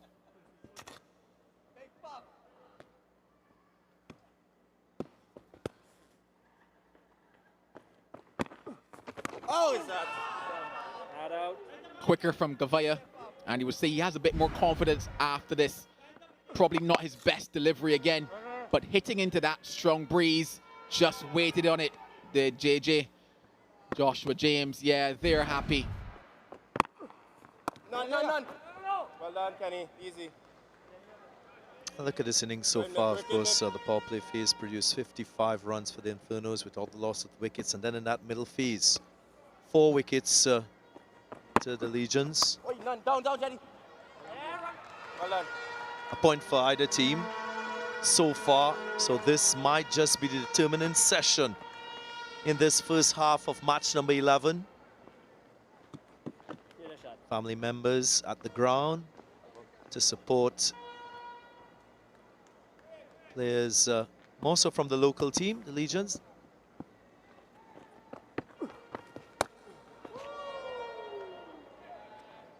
From a position of strength, things have fallen away. 109 for 5.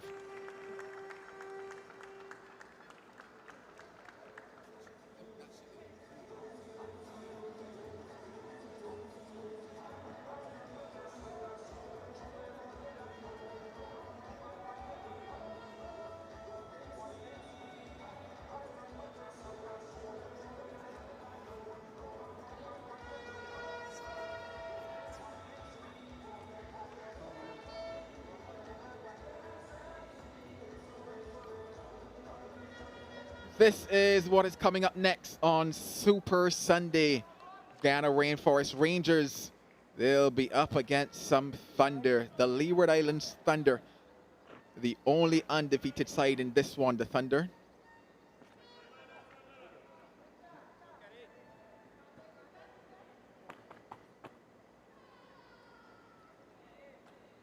A confirmation of what I just said, the only undefeated side now, those Thunder.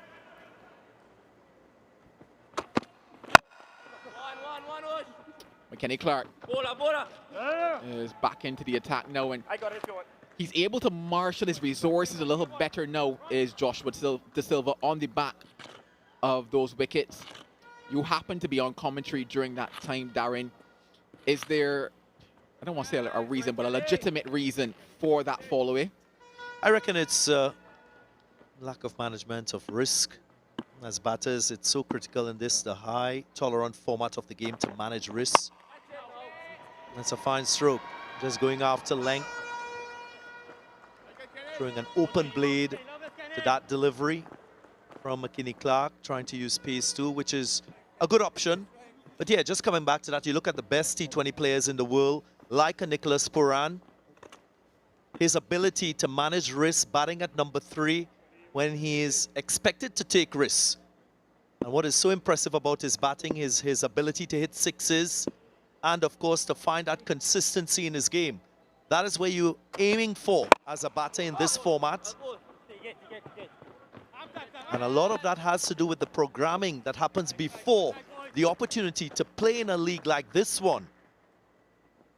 You often hear players talk about putting in the hard yards behind the scenes.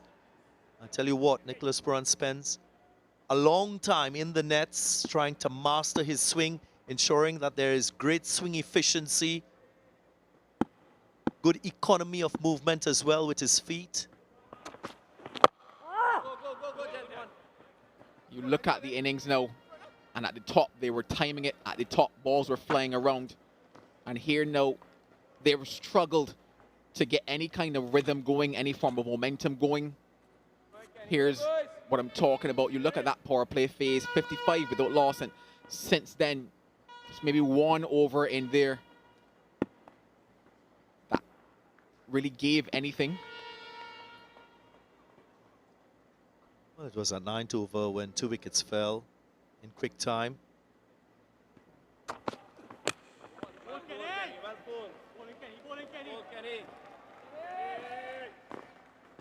Hey, loyal fans, this is what you want. You want to have that passion behind the game, whether it's from the players, from the spectators. That's a strength in your product. That's sustainability right there. in this format, in the Caribbean Premier League to come.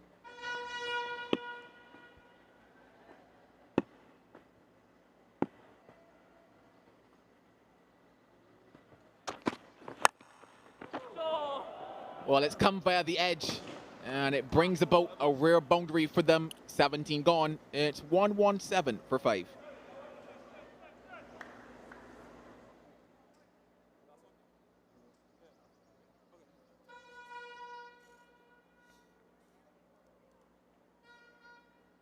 Solid partnership at the top between Jeremiah and Williams. Then the next back's 38. A little bit of a gap in that batting lineup.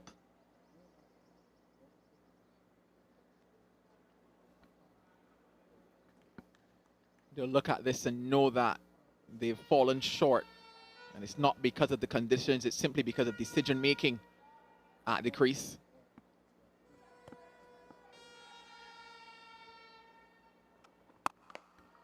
Goes straight, and straight brings results. There are no fielders there for Teddy Bishop. And he's used the vertical bat as effective as you can for a full toss. That is wicket to wicket line. Didn't try to grow across, just presented the full face. Tell you what, this is one of the most talented young batters in the Caribbean. This young man on show. Saw him in the West Indies Championship, scored a brilliant century against the combined campuses and colleges at the Sir Frank World Cricket Ground. That was in the penultimate round of the tournament. The last match also had a half century, so he's definitely one for the future. Played for the Falcons too last year. Oh, is that? Could be close if he hits. A bit of a tumble from De Silva, a bit of a smile as well. But he looked good in that last innings. Teddy Bishop fell short in terms of taking his team over the line, and that's something that he might probably look back at and say that's something that he needs to now work on. He skippered the West Indies Academy team as well in the 4-day competition. Oh, this is one that has gone high, and it's gone the distance as well. Descart has discarded of that. And it's the type of tempo you expect from the last 5 overs of a T20 innings if you're a batting side.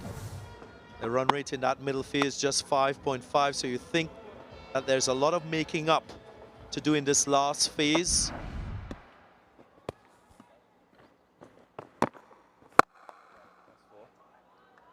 Six that time for this one. 10 in 2 and 17 so far from the over.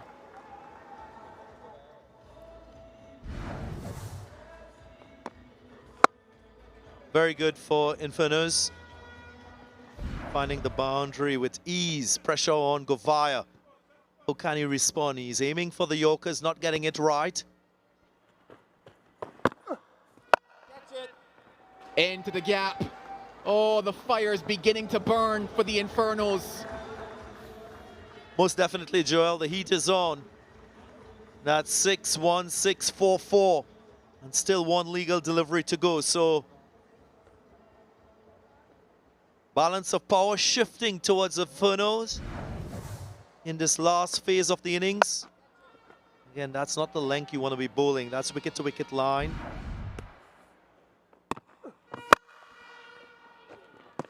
Dot ball, but damage in that over. That's the over. 21 from it, 138 for 5.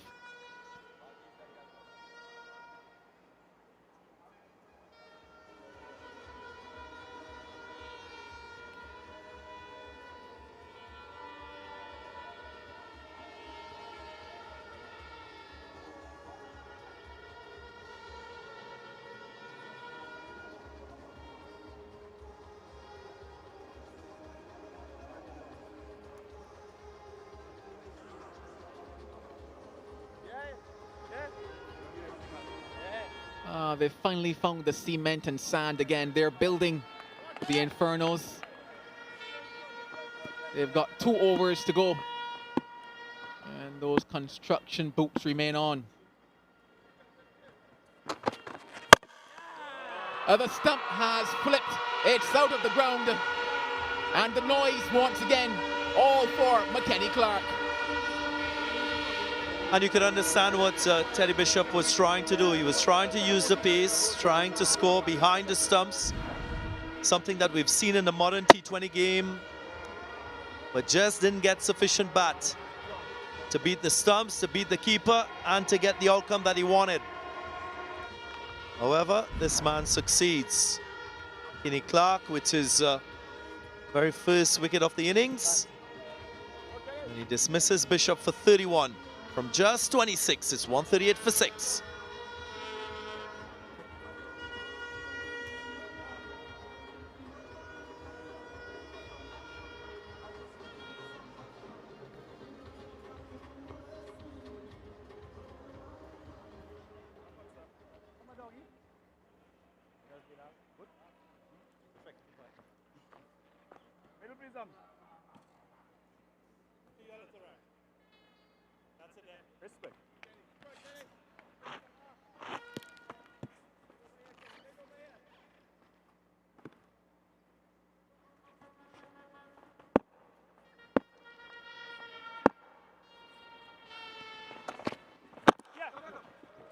That is execution from McKenny Clark in the block hole. It's the man with boulders for shoulders at the crease, Ryan John.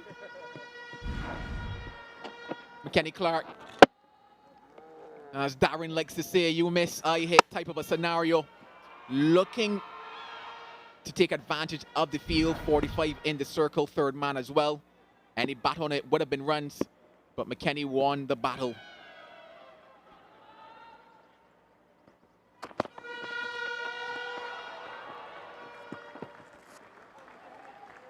He's maybe pulled out something there. Has Descartes done himself a bit of damage to that wrist? Well, we must appreciate the skills on show from McKenny Clark. He's bowled a very good Yorker the previous delivery. Now he's taken pace off the ball. That was the first ball of the over. Fast, full on the stumps. That's the last delivery he's bowled. So a cross-section of his skills on show in this, the penultimate over of the innings. Something you expect from bowlers carrying this type of role. What does he go to now? Pace off then? Does he double down? It goes pace on and full, but wide toe end of the bat for Descartes.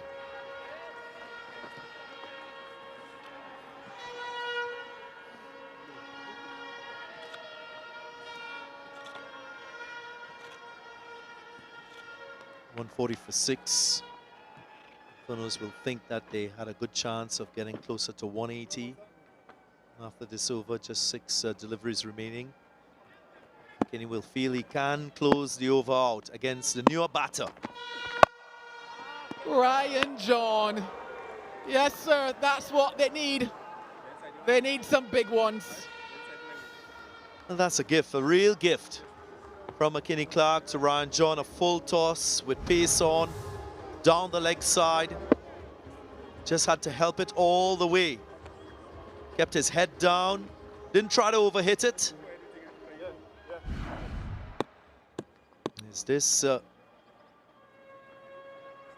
example of what's to come from John? Well, he's batting very deep in that crease.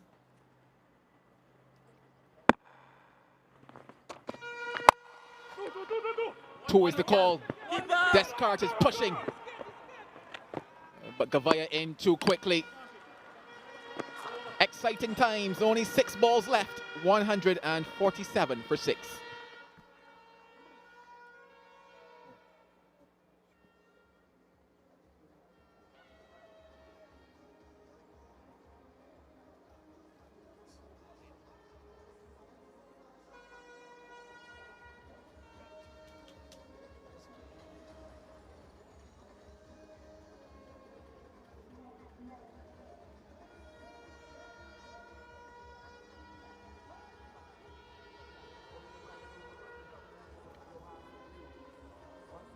At one stage of the innings, the Infernos were feeling fried, but you can say they've made a recovery. Things looking a little better. Oh, hot on the spot. A little falori, a little aloo pie, some chow mein and cheese. You sound like you're aware of those delicacies. I'm a little hungry, guys. I'm a little hungry.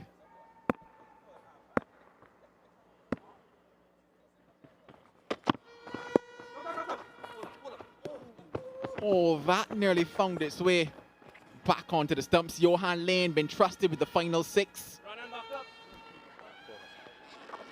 And that's despite him conceding 30 in his first couple overs. So that's a fate that skipper Joshua De Silva has shown in this young man. Of course, before this game, the leading wicket taker in the tournament with 8 wickets. So that in itself is confidence. And it's the nature of this format. As a bowler, you bowl a good delivery at times and it's dispatched. So you have to control your emotion, back your skills, back your thought process. Of course, that must be in alignment with your skipper and the field that is set. So a few fielders running around. There is that short fine leg, a short third. In fact, 2 short thirds, and there is a deep backward point. Nothing but pain for Lane. Wow. Goodbye. Well, the fielding positions do not really matter. That's as clean as you would see a strike in T20 cricket. Just buckled down, established a strong base, and committed fully to the swing. Discard. He's playing a very, very useful hand here. 28 from 14 now.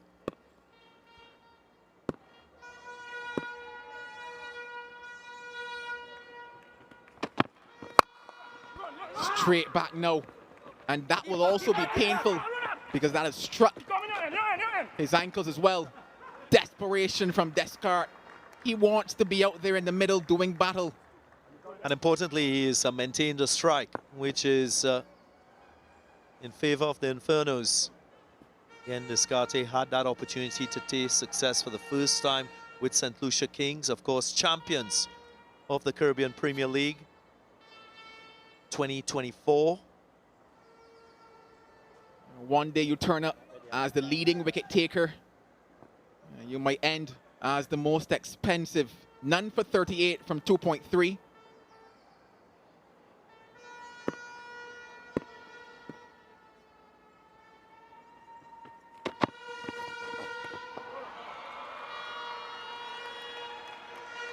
Pace on into the surface. That could have maybe disappeared.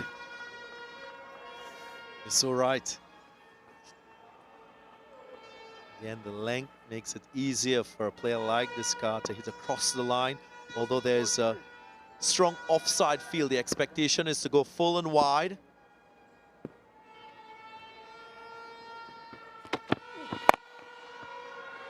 Goodbye, sayonara, au revoir. He's speaking all languages out there, Descartes. Well, that's not proper execution. Again, it might be important for Joshua De Silva just to have a quiet word with Johan Lane. That's not the right line, that's not the right length. At times when you're in this sort of situation, it takes just one word of comfort from a skipper, from a senior player, just to reinforce that plan and the expectation. Looks like Mishak and Abednego are out there in the middle with him. He's got one delivery left to face.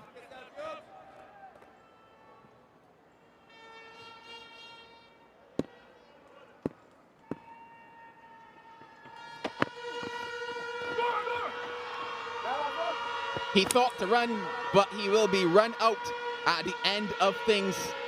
But they've ended it with a bang. Have the Infernos. That flag, yes, might be flying, but not as high as they might want it to be, the Trinidad and Tobago Legions. 162 for 7. There's a bit of life, you would say, in the flame of the Infernos after what was a position of 70 for 4 and 108 for 5. They've rallied at the end of things. Importantly, 57 runs coming from the last 5, so Infernos will be happy with that retort after only scoring 50 in the 9 middle overs of this innings. Legions had the chance of shutting out the Infernos for a lot less. Now this man on screen, he's been brilliant with the ball. Gully with his 2 wickets, well supported too by Bidesi.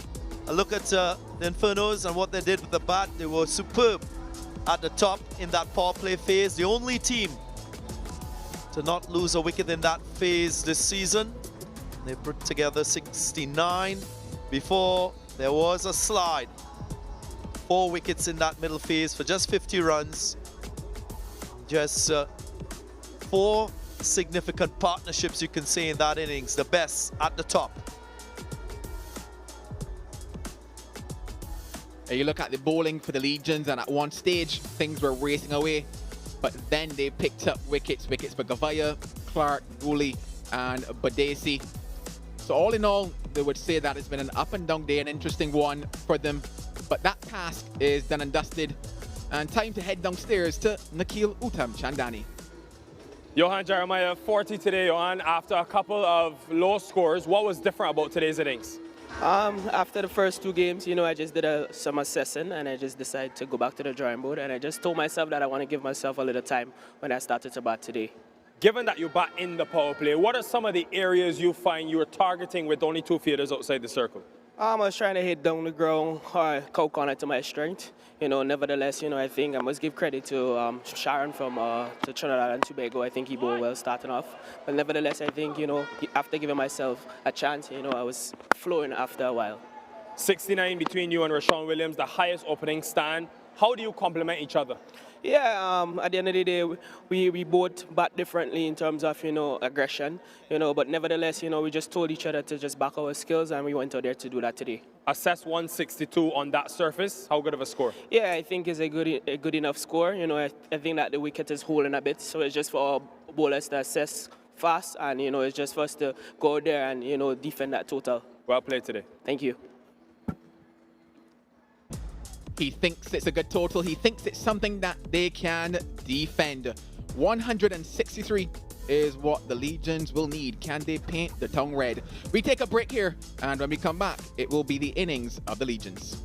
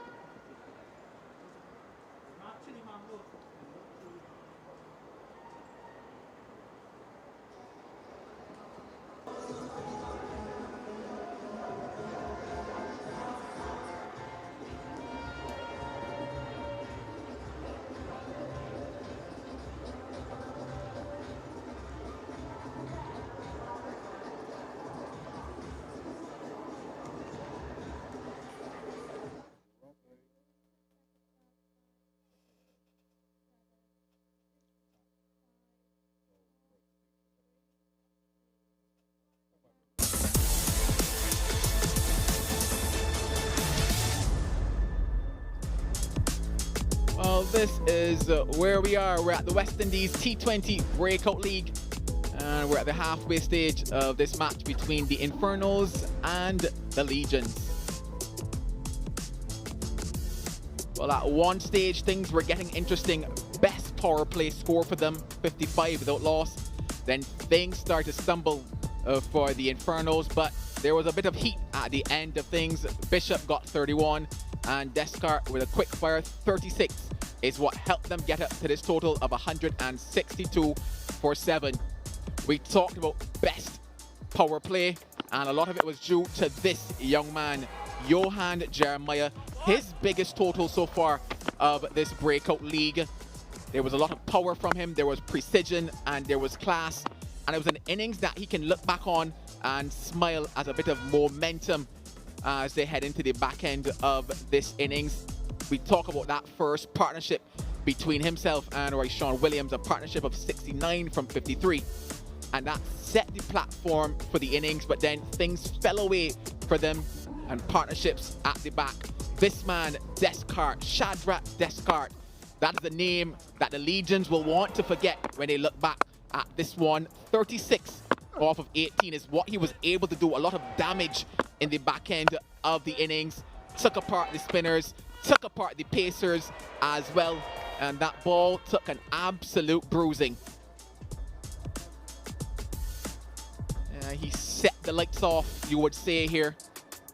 We talked about how things went at the top. They were dry for the opening bowlers, and something that the Legions have not experienced so far in this competition. They've usually been good up top. They had to fight back in the middle, and it was Badesi who started the slide for them.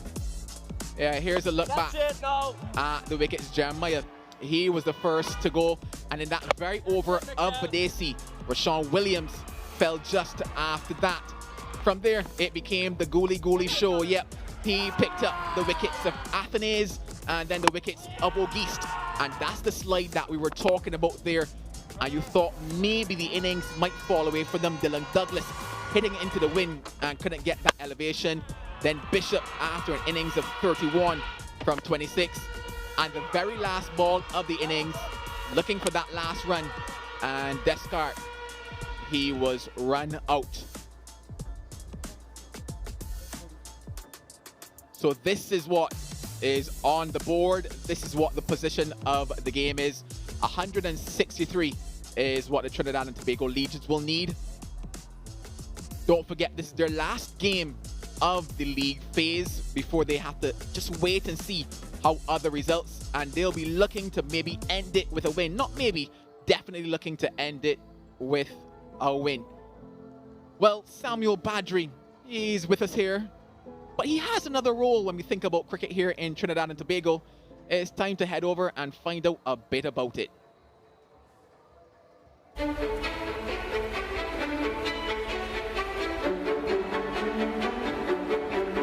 A couple of things I want to talk to you about and to remind you: regularity and punctuality. It is important that you come every week so that we continue to build and you move from one level to the next.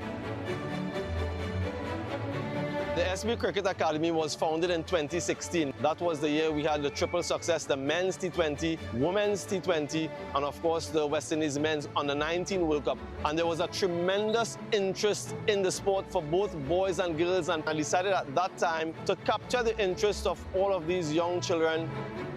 So the academy really is all-inclusive. We have children ages 5 to 15, boys and girls, and at various skill levels. We are not only focusing on the cricket skill development, I think that is a big part of it, yes, but we are also using cricket as a vehicle for social upliftment.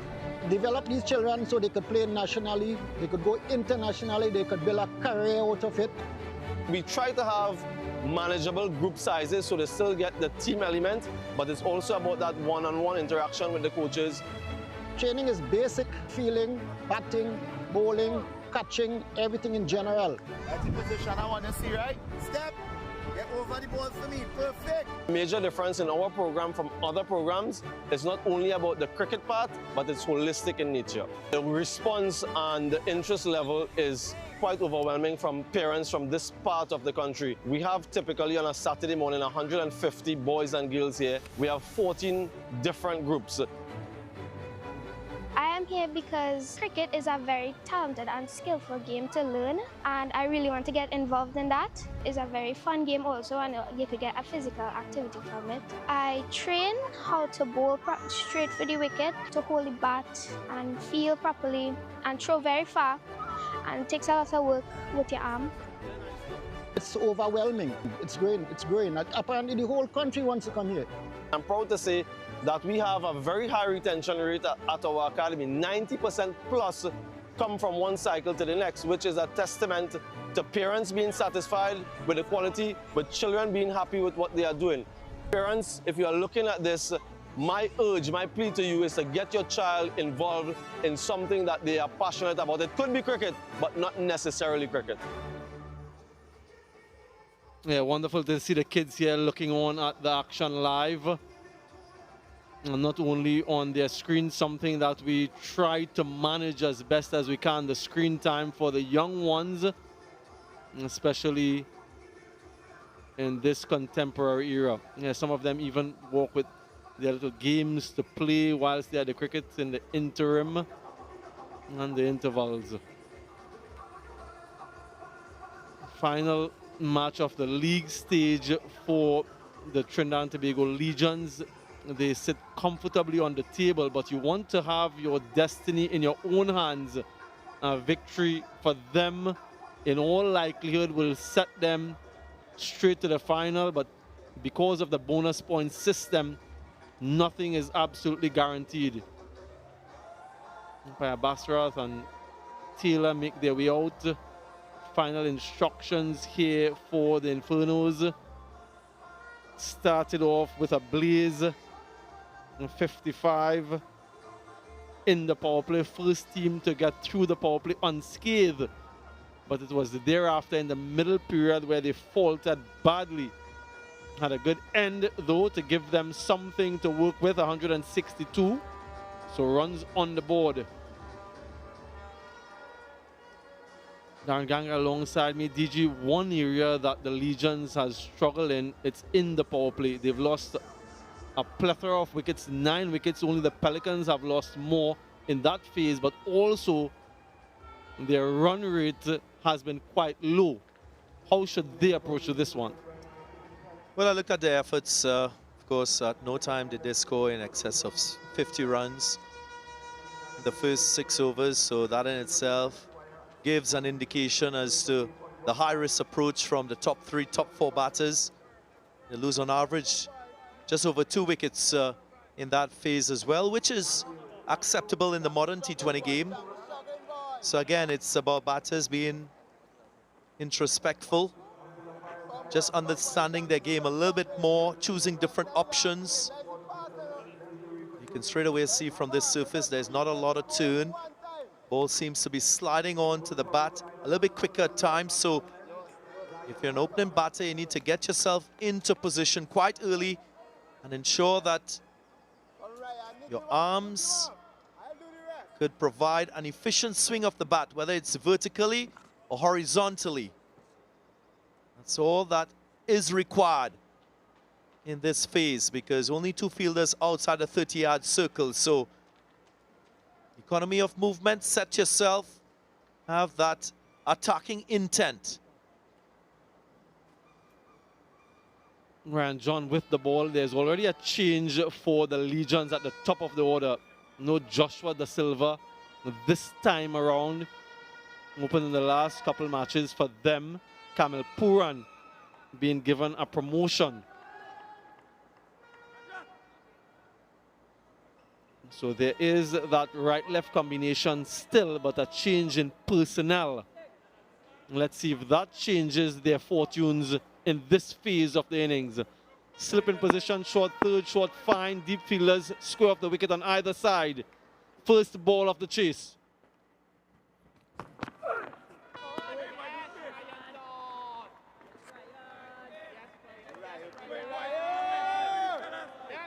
Jangu had a solid 52 in the last match of 39 deliveries. Would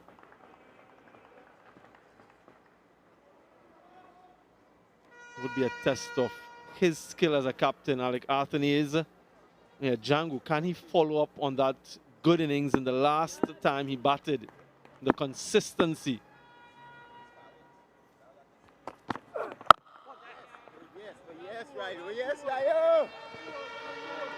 Off the mark, there's a decent crowd in Sunday afternoon here at the Brian Lara Cricket Academy. It's the final league match for the Legions. They'll be expecting and hoping for a victory.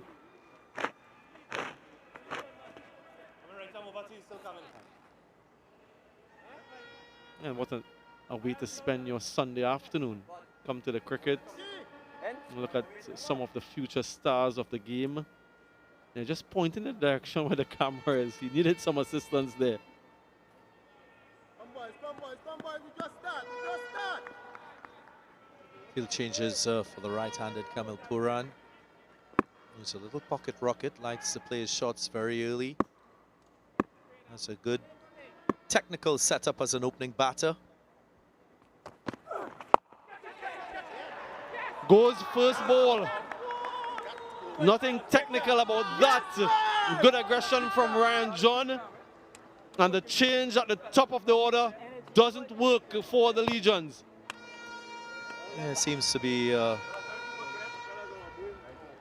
blinded with that delivery. Just took his eyes off the ball. Hands just going. This is a massive blow for the Legions. No issue there with that front foot overstepping. But into the pitch in that awkward height for the right-handed batter, and he couldn't respond. Just taking that bottom hand off. And he charges back to the pavilion without scoring. So first strike for the Infernos. Kamil Puran goes without scoring. 1 for 1.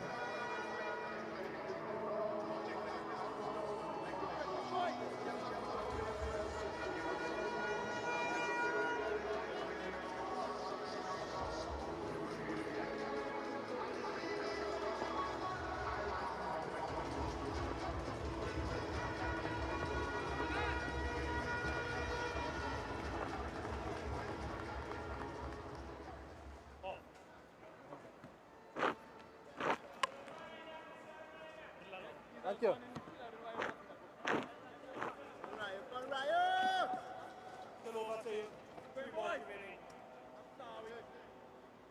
New batter for the Legions, Christian Thurton, in for Cephas Cooper today. Had one game already in the tournament, so another opportunity for him. In the first over, though.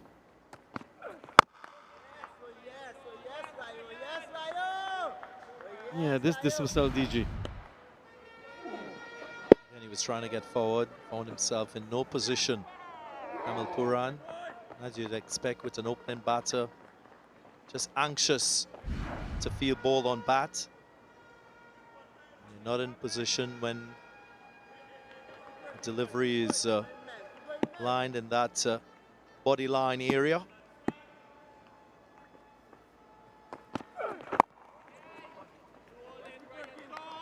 Off the mark, Thurton.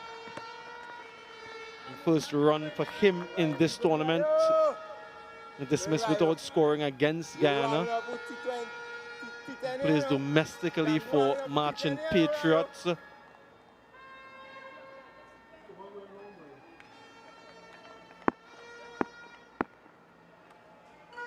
a bit of a relief for him to get off the mark.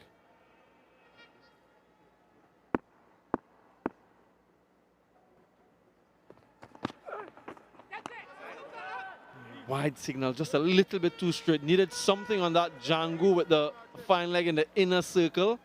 Risky from John. And you got to give Ryan John some credit here. He's quite deceptive as a fast bowler. Bowls a heavy ball. As you can see, there's a little bit of seam movement on offer for him with the new ball.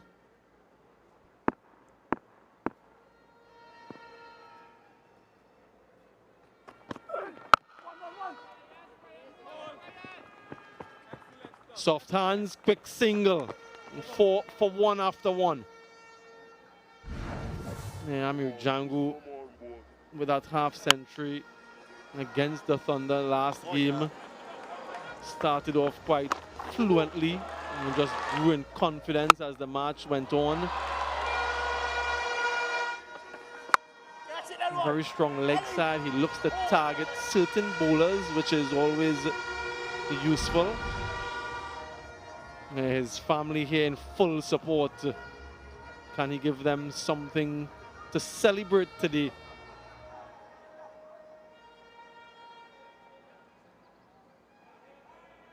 Yeah, the highest successful chase so far in this tournament is 152. And of all the matches played here at the Brian Lara Cricket Academy, on 18 occasions, a target such as this and higher has been set, as we see Gaston into the attack, and only 5 times has the chasing team won. So this is going to require sensible batting, skillful batting from the Legions. Gaston from the southern end.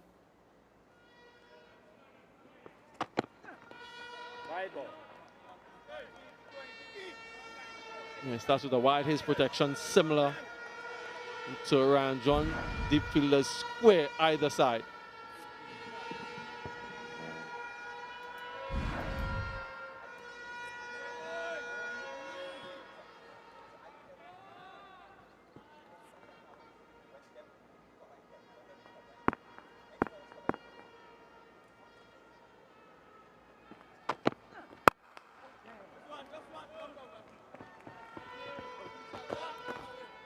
And looking at many of these young players, and more so from a bowling point of view, as an opening bowler, you're looking for the skill set that is necessary for a bowler to succeed in this format. And at the higher levels, 1, the pace of the bowler,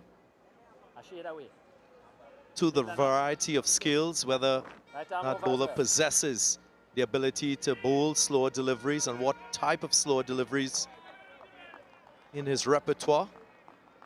And again, importantly, the control. Does the bowler have the control to pitch the ball on the lengths that he desires? Those are essential ingredients for successful fast bowlers in this phase of the innings. Look at Gaston, quite fluent in his run-up. Nice conventional action with an upright seam. Not a big follow through though, but seems to have very good rhythm so far.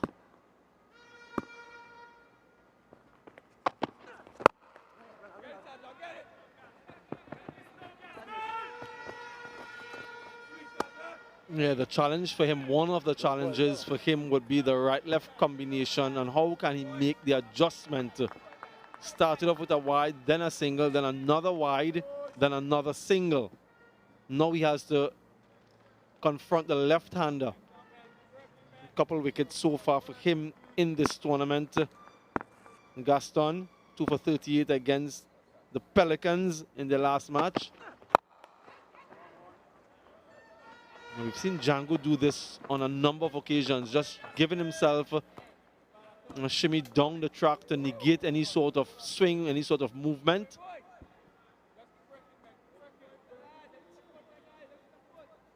And he's bowling from the southern end, and evidence there that there's not a significant amount of wind blowing across the ground. So Hassan looks like he's trying to swing the ball away from right-handers into left-handers.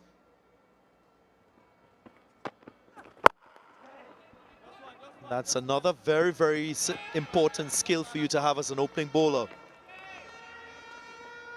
Usually you see that new ball swing for the first 2 to 3 overs. And as a bowler, you have to capitalize on that element very early in the innings.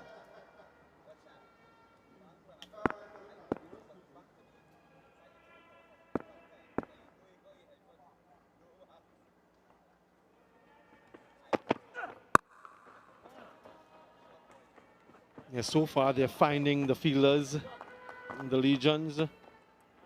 Their power play run rate up until this point has been 5.33, so the lowest of all teams in the tournament. They tried to address that, at least the fall of wickets in the last game. So they were a little bit circumspect. Only 39 for 1 is where they got to. So they're trying to get that balance between run scoring and wicket retention. Now this time he finds the gap. In fact, it goes all the way for 6. Good timing from Thurton. but badly lined from Gaston. 17 for 1 after 2.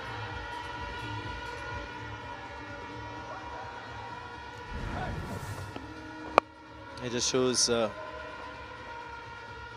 what pace can allow you to do as a batter. Once you get inside the line, you can easily use it to your advantage, as we saw on that occasion by Christian Thurton.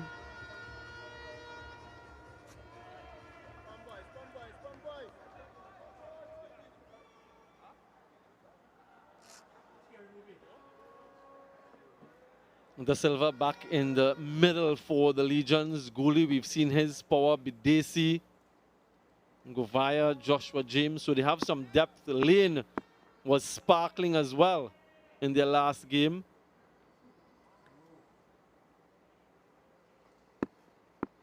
John continues.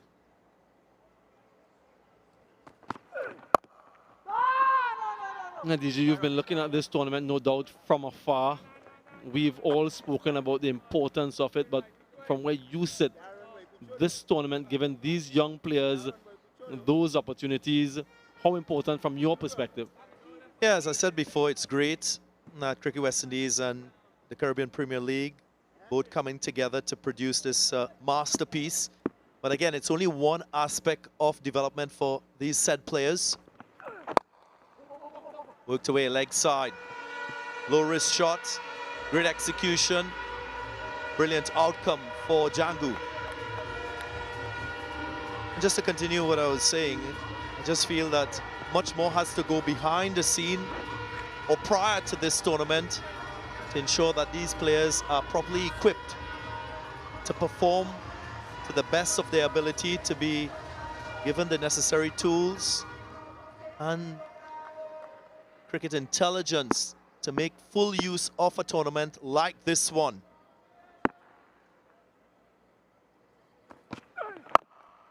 We all know in a player development pathway, the opportunity to compete is possibly the final stage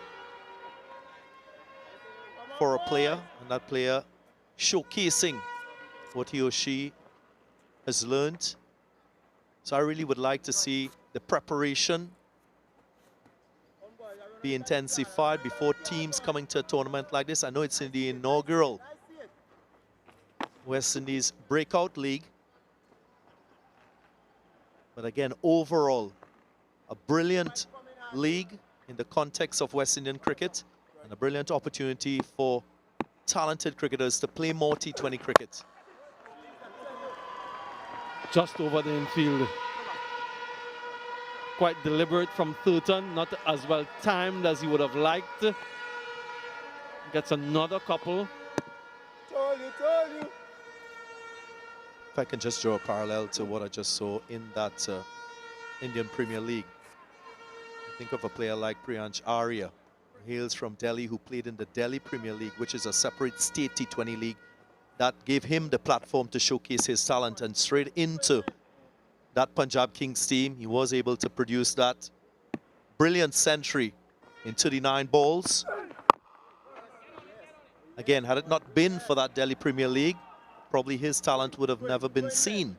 So again, there are similarities with this West Indies Breakout League and similar opportunities for these said players. One brilliant performance here gives you the platform for you to showcase your talent and abilities, and who knows where that can take you.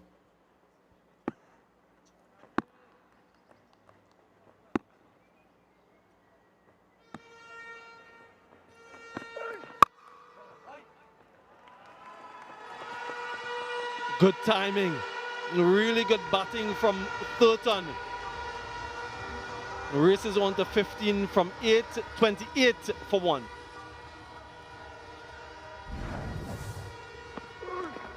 Just using the pace, opening the blade of the bat. Quite graceful in the execution.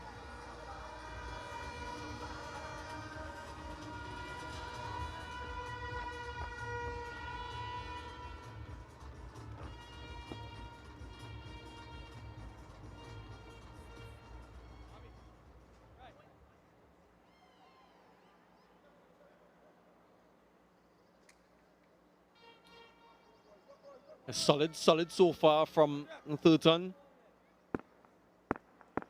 He's starting out of his crease to negate any sort of movement from Gaston. Yeah, the importance of playing competitive cricket, so high volume, but also the quality is so important. So you see those young guys, as you mentioned there, Suryavanshi as well, with that century in the IPL. But they've played a lot of competitive, high-quality cricket in the lead-in to those tournaments. So this year is an opportunity for these guys, high quality, and also they're getting the volume up now.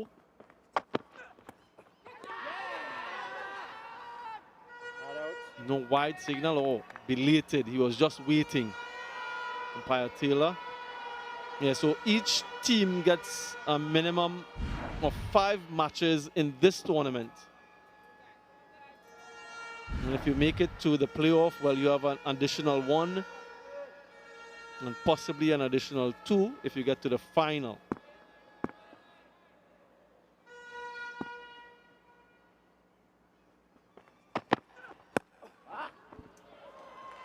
That's 4 leg byes. No bat involved.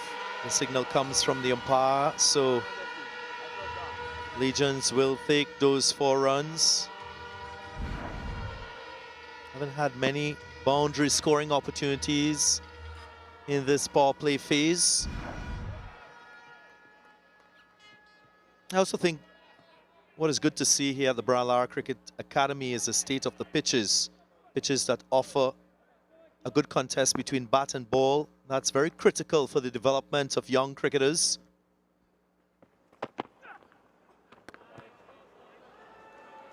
That's another wide, so there again, Gaston struggling with his control. Yeah, when I spoke to Kieran Moore and Rahul Dravid in this recent IPL, they spoke highly about that impact that better pitches have had on Indian cricket, allowing for more enterprise from their players, for batters to trust the bounce, to be able to express themselves freely. I mean, sometimes bowlers, they complain because of how good the surfaces are, but it allows for positive cricket, for enterprising cricket. Something that we've seen in this tournament, being hosted here at the Brian Lara Cricket Academy, a venue that has favored batters a little bit more in recent times.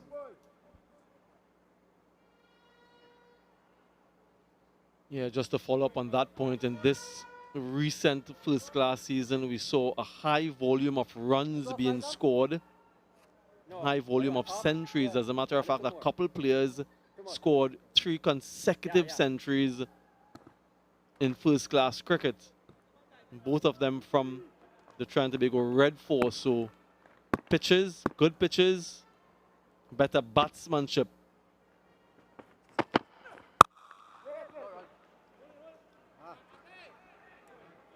Yeah, you want to have players trusting the bounce, trusting the surface, having the full confidence to express themselves, hit through the line of the ball, put bowlers under pressure, manage risks properly.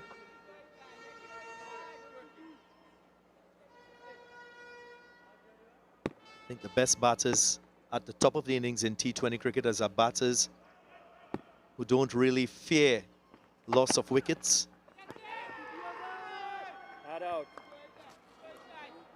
Batters who play with the freedom and the natural instinct that the game provides for. And when he hits his length, Gaston, he is getting some shape. Unfortunately for him and the Infernos, he's not hitting his length and line consistently enough.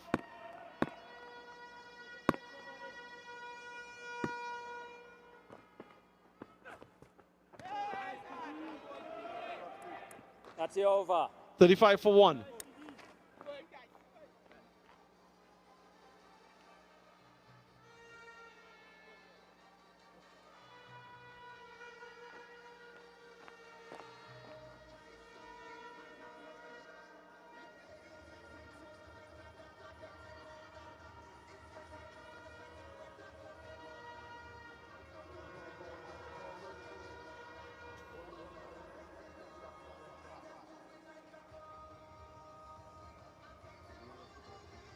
35 for 1. The Legions ahead by 1 run, but they've lost a wicket 2 after 4 overs as compared to the Infernos.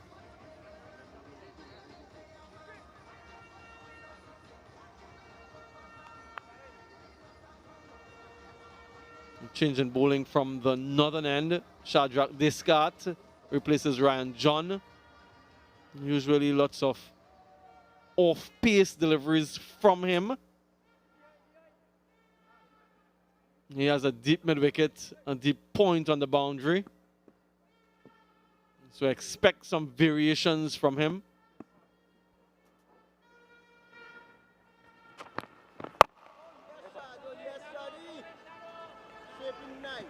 What you also get is more control from him. He's not express space. Has a relatively short run-up, so more control in that energy towards the crease. Good head position as well. You can see it's an umbrella type feel.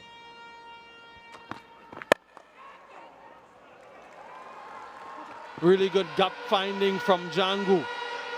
Couple fielders there, but he's able to find the gap. Yeah, punctuates that cover region with class and ease. Then try to overhit the ball. Just a firm push at the right interception point. Both players with a start. How long can they continue, and will that tempo in run scoring increase?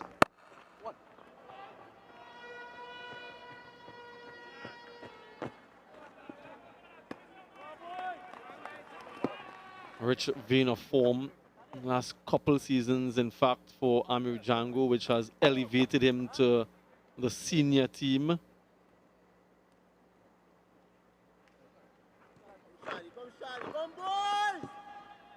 West Indies have a busy schedule ahead in international cricket, away and at home. No doubt Amir Django will be looking to continue his fine start. Wow, that is elegant from Thurton. The presentation of the face of the bat, something to behold. A crisp looking stroke from the right-hander. Just picking length nicely, latching on to this full delivery from Descartes. Just trying to sneak a little bit full on that occasion. Yeah, great control. Head, front foot, leveled vertically. And it's something for cricketers to take a note of. It's not about how big the stride is, it's that alignment with the hands, the head, and that front foot. Getting your body position so that you can have that optimal swing in your game, as we saw on that occasion. Good signs for the young man.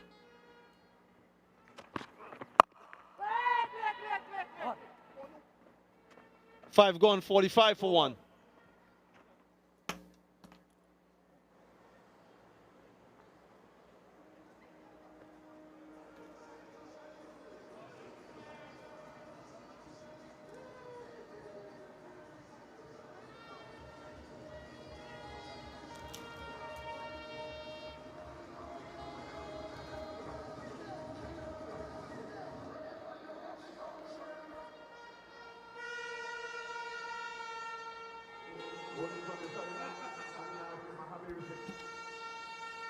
Three Legions in that top 5, which will be pleasing from a Joshua De Silva perspective, captain of this Legions team. And we've seen teams making adjustments, making changes as they go through the tournament. This is now the first time in the competition we'll see spin from a Windward Islands perspective in the power play. Mahabir Singh has been economical to some extent in the positions he's bowled in for Alec Athenaeus.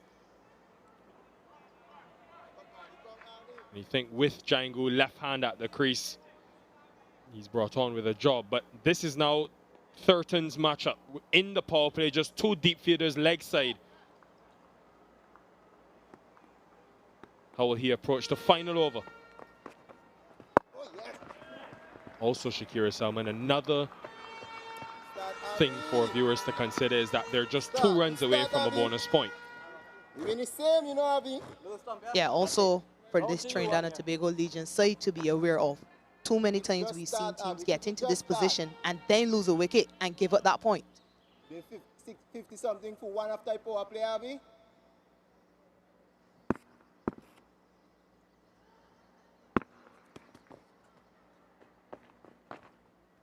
I think the Jamaica Titans a few days ago were 52 for 1 after 5 and didn't end up getting the bonus point. All they had to do was just not lose another wicket. They were well ahead of the runs. So it's about analysts attached to the teams and the teams themselves being more aware. That shot encompasses the talent and quality of Amir Jangu. Yeah, absolute class. He's a class player, Amir Jangu. That boundary brings up the 50 for the Legions as well. Let's just look at this body position. Stays inside the line of the ball, outside the line of the ball, sorry. Then opens the back face and it inside out. And really good from Jangu.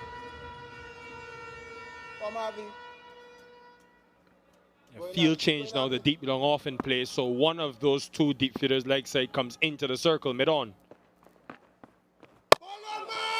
Tries to attack again though, and Mahabir Singh has a wicket and prevents the Legions from getting a bonus point.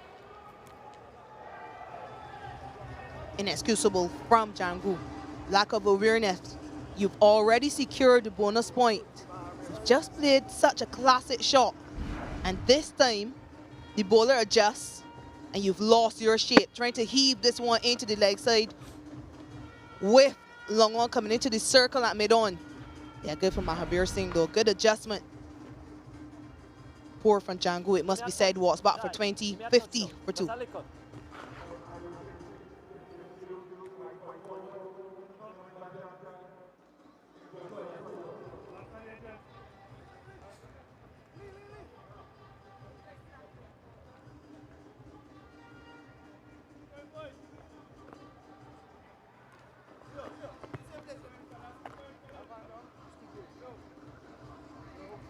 Come boys, Josh, you got back right to it.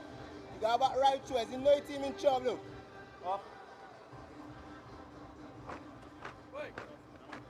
Come boys.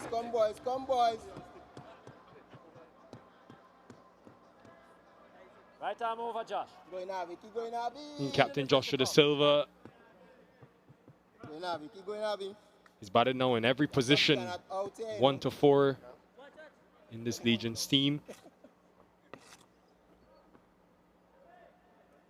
50 and then 31 in the last game. Couple of dismissals, 2 off spin in the tournament.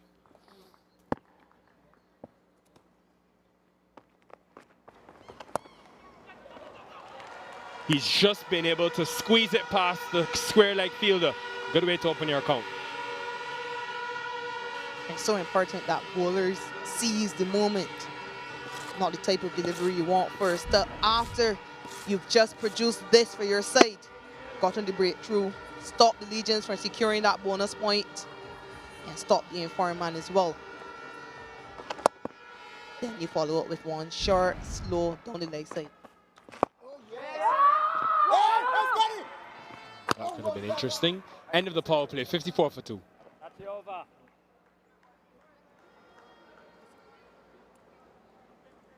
End of power play. Okay boys, cricket just start.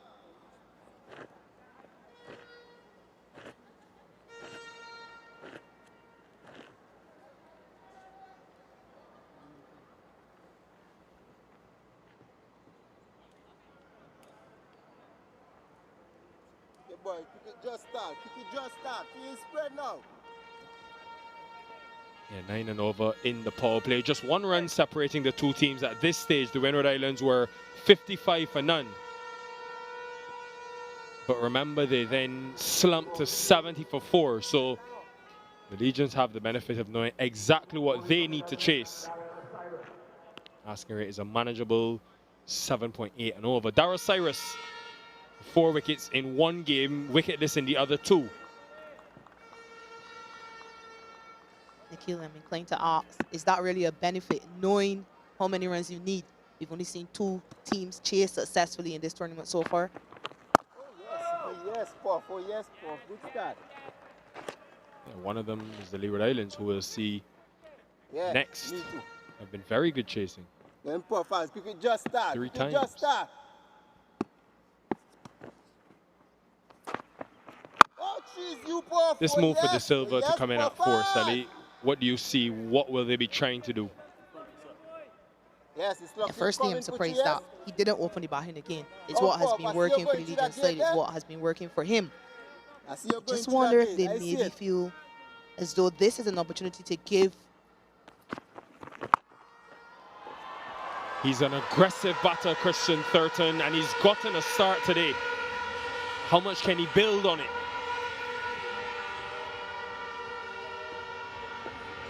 Yeah, what he's done well is he's played the ball on its merit.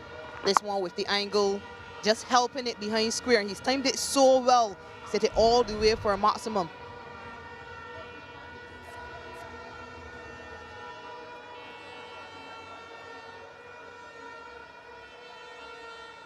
I know the stock slip was coming on a Puff. I know. Oh, yes. Yeah, Nikhil, I was saying I was surprised he hadn't opened batting today. But I wonder if that collapse in the middle phase of the innings forced this move. I wonder if he feels as though he has to almost shepherd this middle phase and ask the other batters to bat around him. Keep going Puffers. Just a slip. Remember, he started the tournament at 3, and he said in the presentation after he opened that he felt for himself personally he's getting more batting in the power play, being able to maximize. But their previous order, Sally, obviously was Django and De Silva, and then you had Cephas Cooper, you had Puran, you had Medesi at 3, 4, 5. Great deal of an experience. So maybe it's a move just to shore up that middle, that even if they're 1 or 2 wickets down early, they've got someone versatile enough to be able to weather the storm and maybe sustain pressure. Oh, yes, man! He won't be there much longer, though, to sustain any pressure. Slightly quicker from Cyrus.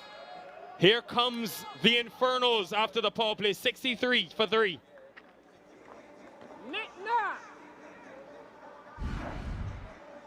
Yeah, what a way to close out your first over, Darryl Cyrus. And look at that turn. Equally good take from Dylan Douglas. Brilliant timing. Brilliant by Darryl Cyrus.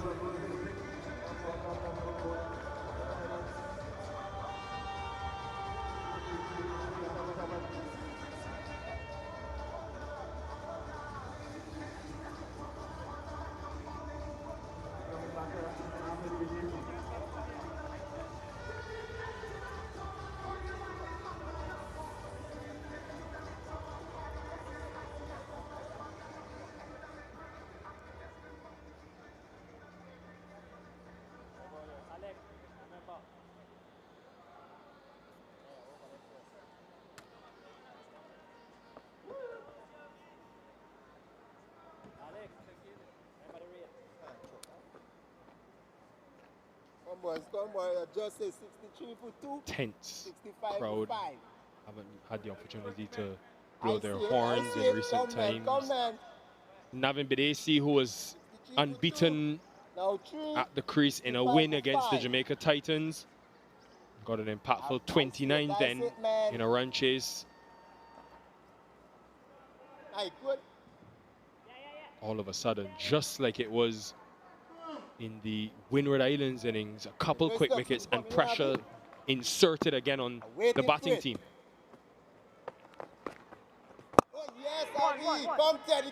Joshua De Silva's third dismissal to spin in 3 innings. Well done. Come, Abby, come, Abby. Spinning, it's spinning, Abby. I love it. Yeah, this one was a beaut, though. Angled in, pitched on off stump, and then really spun away. You can see him reaching for the ball, falling over.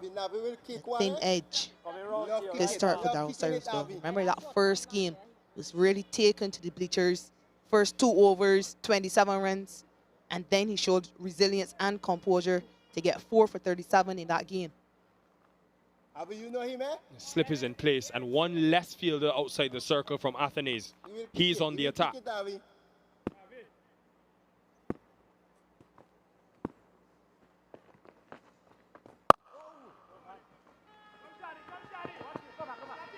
I like this from Athens. I really like this. It's so much about recognizing key moments in the game and seizing those moments.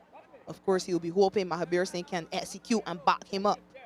But he wants to put pressure on the new batter. Come on, Avi, stay closer. Keep him closer, Avi.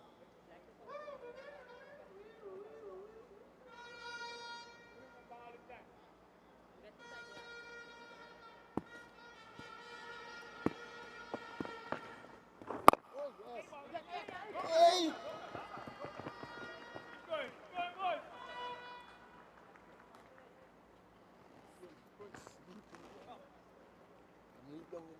Seen the importance, sadly, of runs on the board, and this is why you go back to when the Windward Islands were 70 for 4, and it seemed like everything was going against them. They were dominating, and then just all fell apart.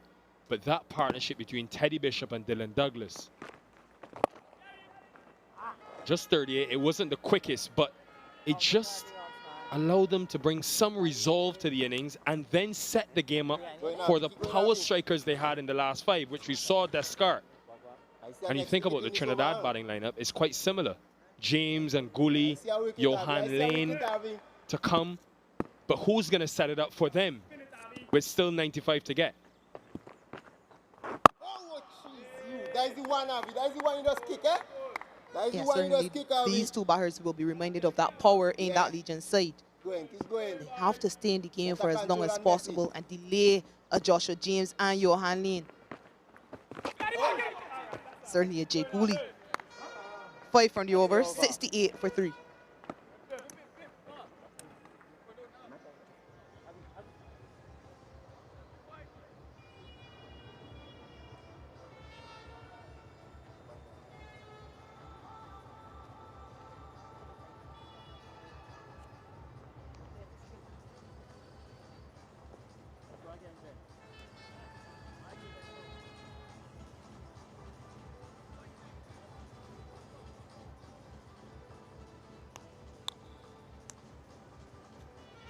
It was that partnership, 38 from 37 deliveries. And based on the good start they had in the power play and then the big finish at the end, they were still able to get well past the 150 mark. So they can afford just maybe to come down a few gears for the next couple overs or so. Obviously, without going into a shell, you still need 8 and over. But even now, after the 3 wickets have gone down, the Legions are still ahead of the asking rate. Cyrus. Forget slowing down. There's no slowing in Christian Thurton. He will play his shots.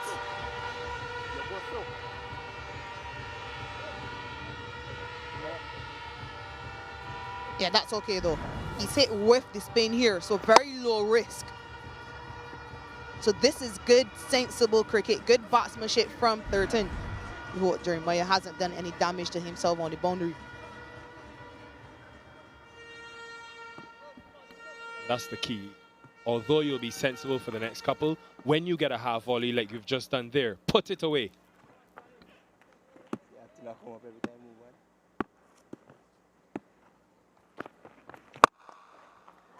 Again full and again 4. Intelligent and good execution. Yeah, they're scared in amazement. Darryl Cyrus adjusting his line, but unable to adjust the length there. The length was key. 2 full once again in the slot. Yeah, Christian Thurton is very tall, so he can get close enough to it.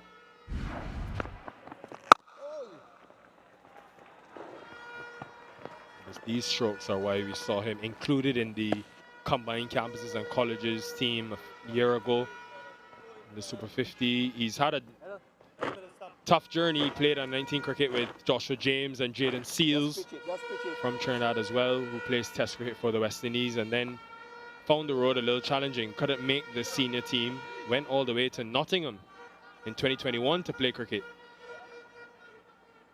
Played club cricket there, and now he's finally found his way back in. And credit to the Legions, they've gone back to him and allowed him the power play as well, which has given him a start.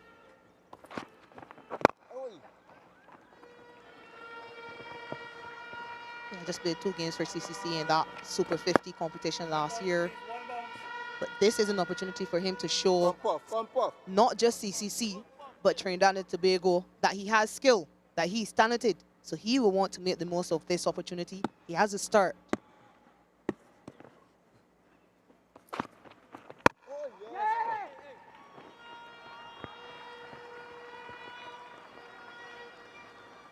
Come guys, you flat. Come man. His rotation of strike outside the power play has been quite good initially. Yes, that's 1 point. 11 from the 9th, 79 for 3.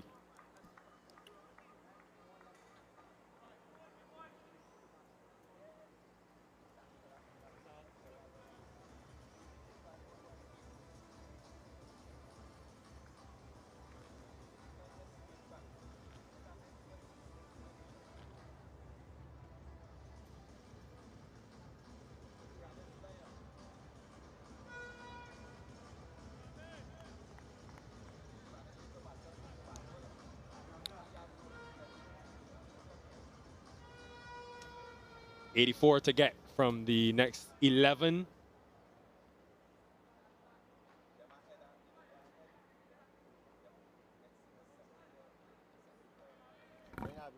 Their Singh will continue.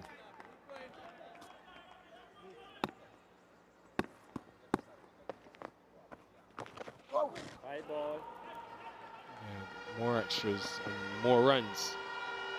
Extras have exceeded 10 now. We're only into the 10th over.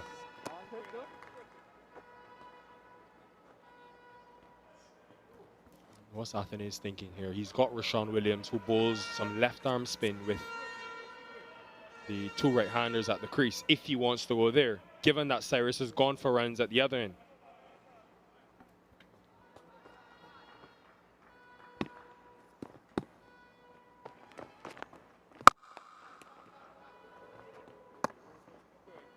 Yeah, I suppose Rashawn Williams went for 14 in that game.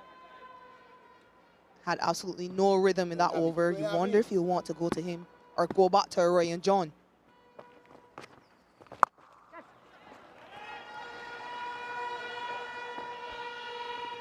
And Sally, I suppose when you compare the Infernos to some of the other teams in the tournament, you think about Leeward's 7 or 8, probably 7 options that Kareem Magor can go to at any point in a game. But you look at the top 5 of the Windwards, they don't really have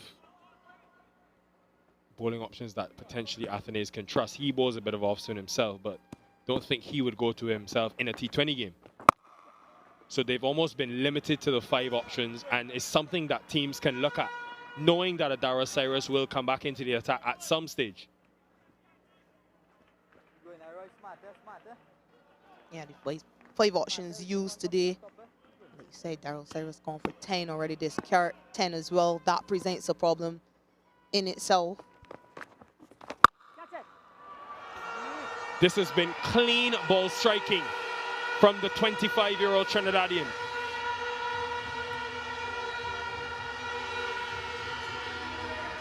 And just look at the areas he's hitting the ball again on its merit, and he doesn't try to overhit this.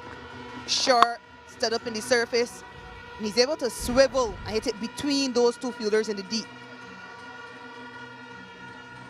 Yeah, race to 47 off just 27 deliveries.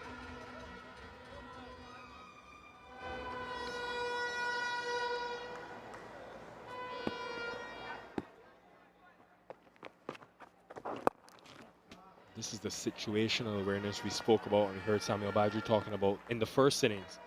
when they lost the third wicket, Mahabir Singh's over just went for 5, no risk at all. Then as soon as Cyrus came back into the attack, opportunity presented itself and they scored a couple of boundaries, took 11 from that over. Here again in this one, smart batting thus far from this partnership.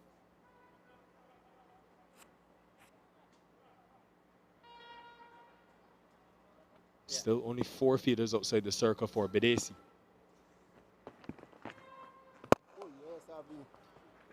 Enterprising 10 coming up for you after the drinks break. 91 for 3.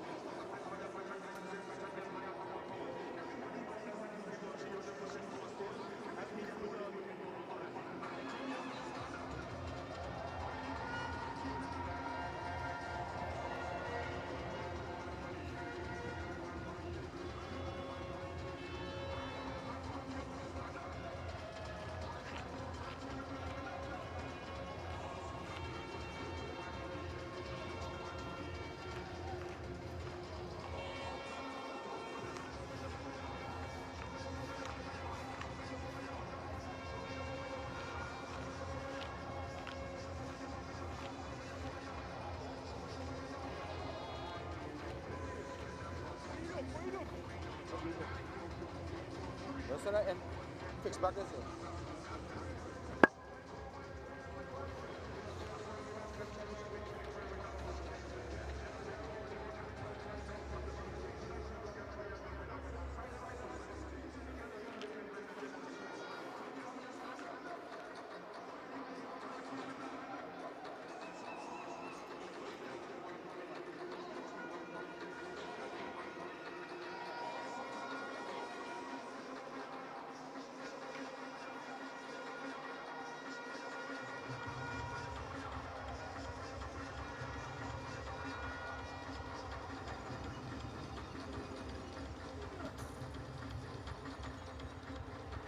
The halfway stage of the innings, 91 for 3, a further 72 needed for them. They've lost 3 wickets so far, maybe more than they wanted at this stage.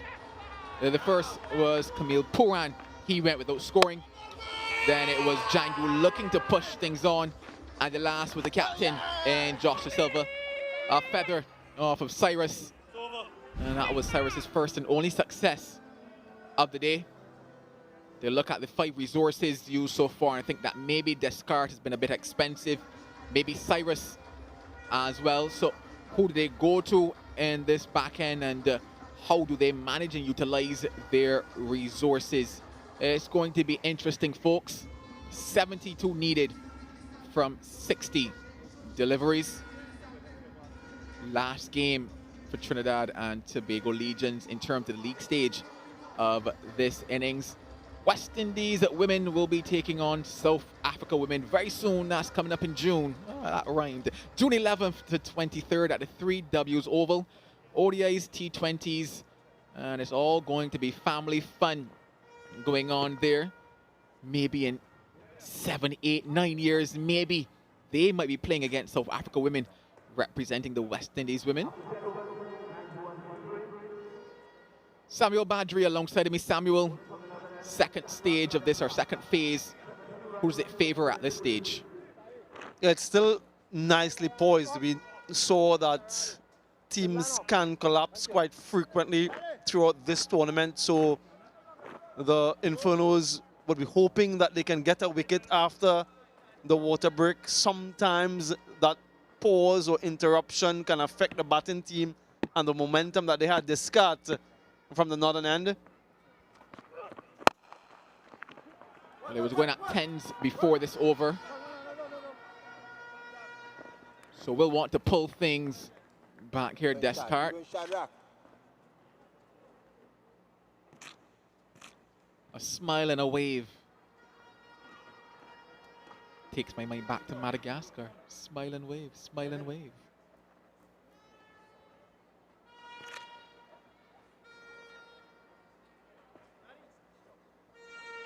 Yeah, the 2 p.m. game means that they can come enjoy the cricket, get back home, and get prepared for school tomorrow morning, Monday morning.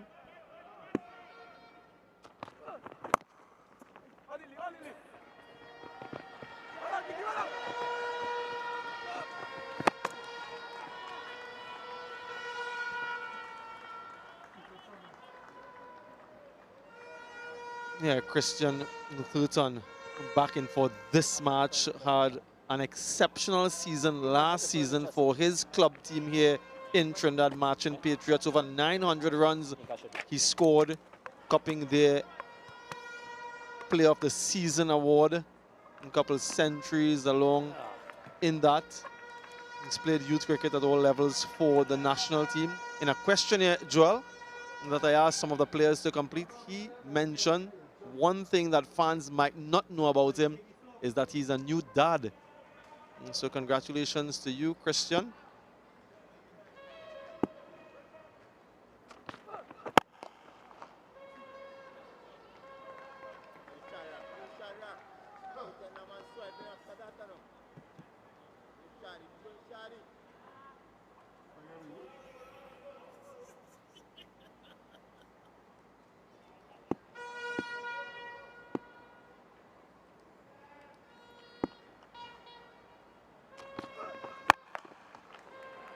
Does he find the gap? He does indeed. Bisects 2, gets 4.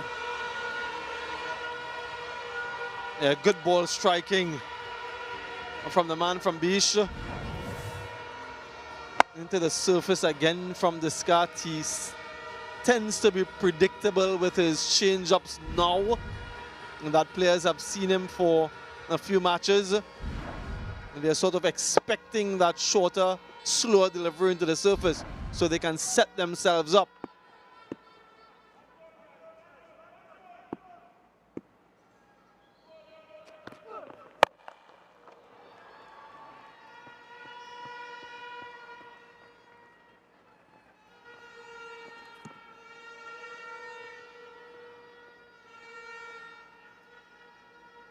All right, decision time for Alec Athanaze.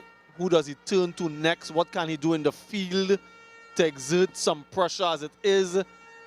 The required run rate is under 7.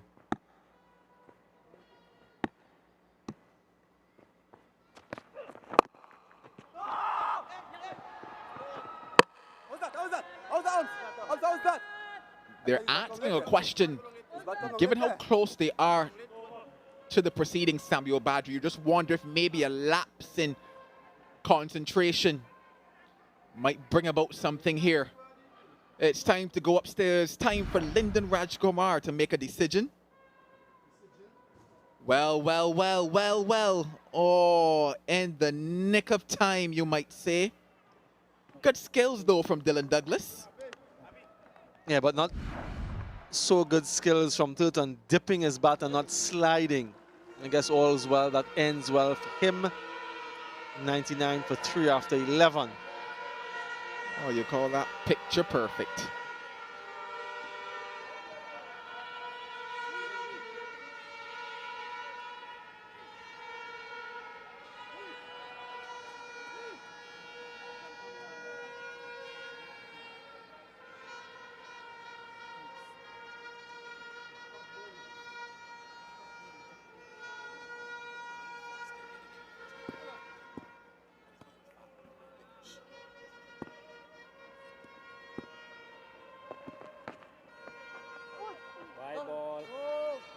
Oh, that extra brings up the 100 for the Legions.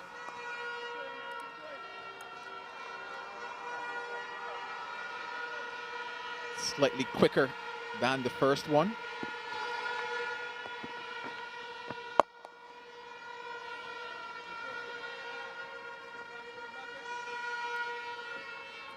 We'll hope that this partnership takes them deeper into the innings.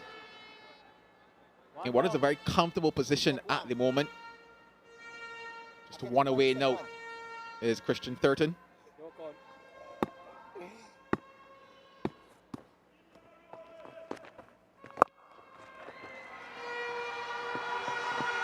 Welcome back to the action, Christian Thurton. Into the side, and it's 50 for him today.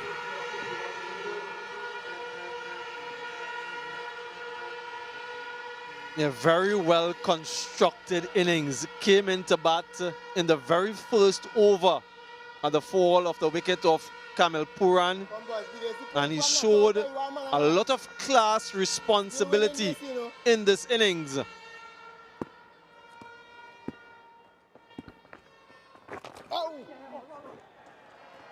A bit too straight, just tickled down that leg side. That is the magic of Badesi. Yeah, it's been some very disappointing bowling from the Infernos so far in this innings. Quite a lot of what I will call soft boundaries they are conceding.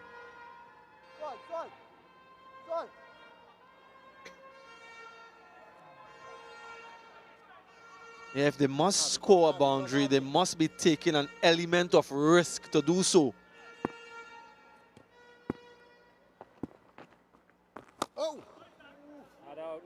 Risk like that, Samuel Badri. Much better in terms of line on that occasion. Having to force it from their captain, acknowledging the effort as well.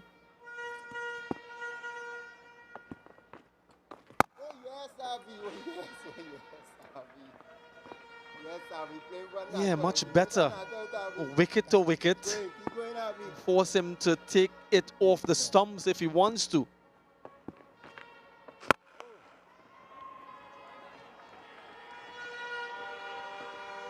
$107 for 3. He's enjoyed himself out there, Christian Thurton, Samuel Badri. What have you enjoyed about it? Yeah, some delightful strokes from him. I particularly like the cover drive that he plays that straight back over the bowler's head. So he's showing a full range. Yeah, those strokes there. Wonderful from him. And once he's batted for any duration of time, he's gotten some loose deliveries as well. So many times, Joel and viewers, we talk about what players can learn from an innings. And just sometimes there is that element of self-doubt. And until you actually perform at the highest level, you feel as though you belong here. This innings, in my mind, is a defining one for this young man. He's shown what he's capable of, and now he can be assured, that self-assurance that he belongs. Certainly does.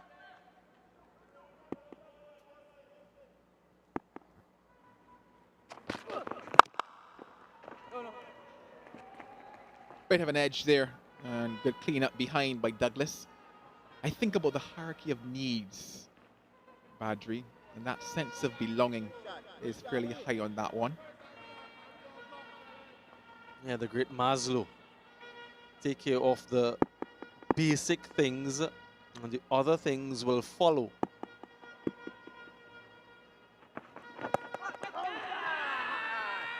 Pad or bat is the question. Player Basarath says pad.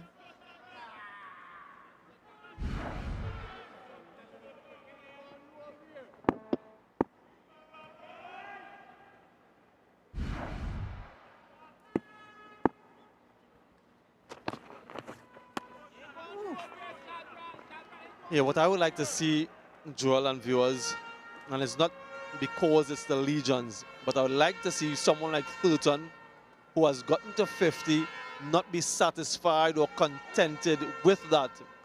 We've seen far too often in this tournament, batters get a good score, or what they think is a good score, and they feel contented, and then they get dismissed, and they let the opposition back into the game. He's well set. He seems unbothered out in the middle. See your team over the line. That's the habit you want to develop. A good pickup and a pickup into space. The horns are keeping noise once again here. Yeah, this Badesi is proving to be a handy all-around player. We saw him with the ball a couple wickets We've seen him with the bat before, and he's showing his skill once again. And that is what this format calls for. Players who can do multiple things and perform multiple roles in the team. Yeah, questions. Questions for Alec Athanaze. You wonder who has the answers. I'm happy, though, Samuel, that you talked about the ability to take it deeper in terms of the type of innings that you want to see from Thurton.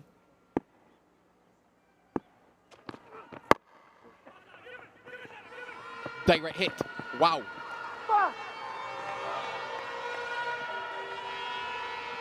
Could have been close. Yeah, Discard did well here to get to the ball, to turn and to throw with a lot of power.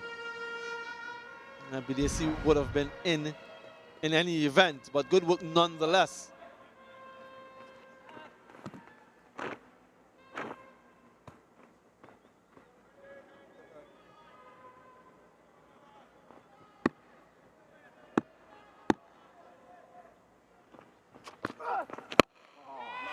He's giving it away, has Thurton. 50 and out. Has that opened back up the game? Yeah, precisely what I was just speaking about, not being contented with a half century. Take nothing away from the young man's innings. It was splendid. But this here is a very soft dismissal and allows the opposition back into the game. Yeah, he's disappointed, but exceptionally well played. 50 from 32, 112 for 4.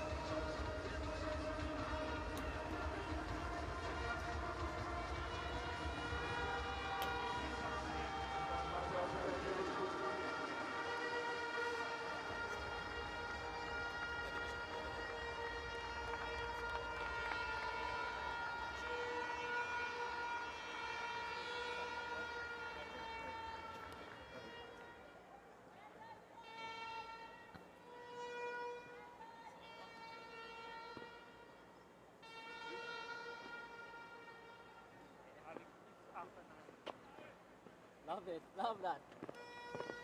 Oh shit. Oh, nothing like a father's love. Nothing at all. Gonna get a few lessons from Samuel Badri so that one day I could be a very good daddy. Jed Gooley, he's in the middle now.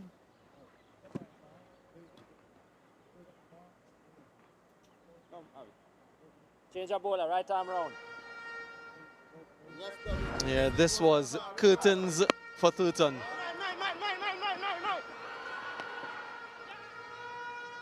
Yeah, quick release from Douglas. We've seen that before.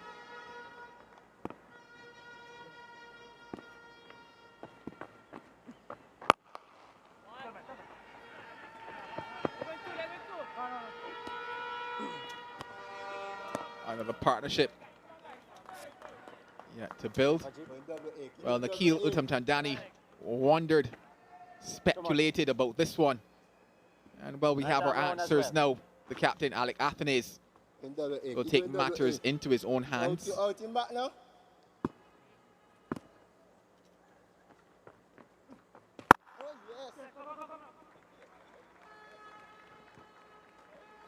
Looks like a bit of a Sunday treat coming out the hands of Athanaze. Yeah, he's seen enough from his other spinners. Mabia Singh is done. 1 for 34 from 4. Can Cyrus come back at some stage? And repeat his heroics from a few games ago. Cyrus has 2. Remember, 2 for 27, 2 overs for 27. That is 4 wickets for 37. But AC has seen enough.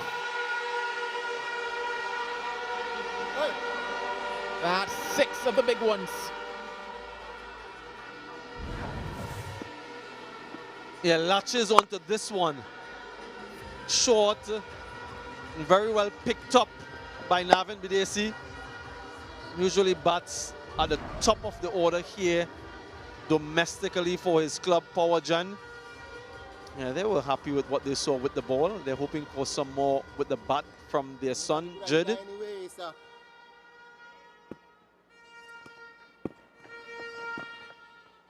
Oh!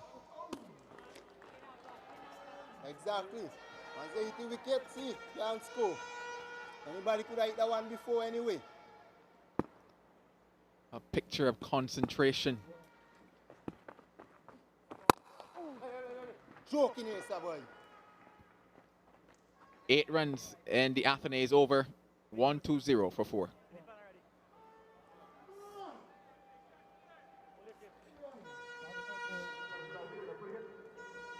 Well, actually, no, it's going to be a free hit.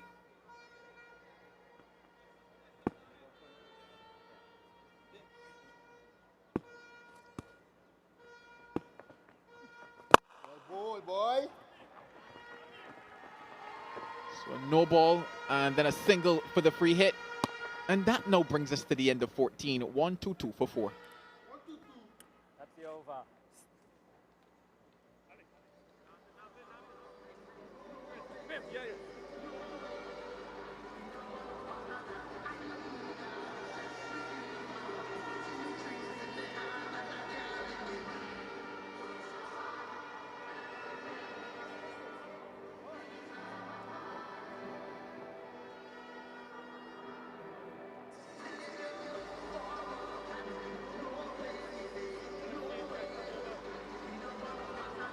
At this stage of the innings, you look at that comparison, and the Legions find themselves in prime position to potentially end this tournament with a win. Yes, I would have loved to bowl 2 overs A at Navin, very you know. popular dance, the worm. I wonder if Samuel Badri fancies himself as a worm dancer. Back into the dance No, I would have is out, the leg yes. spin of Daryl Cyrus. I knew I would have out Navin. Have you ever done the worm, That's about Samuel? goal. Goal is my wicket always, you know. Unfortunately, Joel, that's not one of my skill. But I wonder if there's a skill from Cyrus to bowl the googly to these 2 left-handers and to prize a wicket.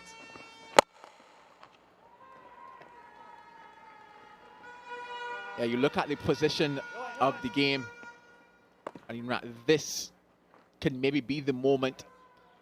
Been expensive so far, Daryl Cyrus. Games left for the Windwards, but they would want to get some points here.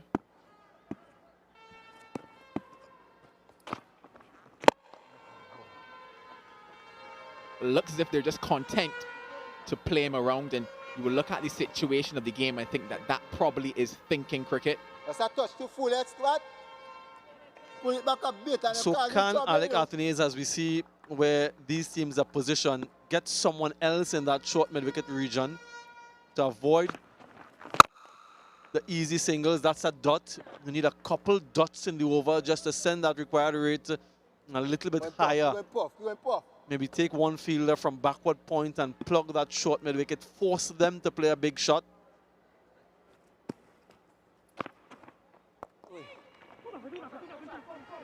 Yeah, just like that. That's a little bit too easy for my liking. And in fact, they come back for 2. If there is a short mid-wicket, they just can't nudge it there to get 1 at least, and then possibly 2 like they did there. So maybe take out that short third and come to short mid-wicket. This is just too easy.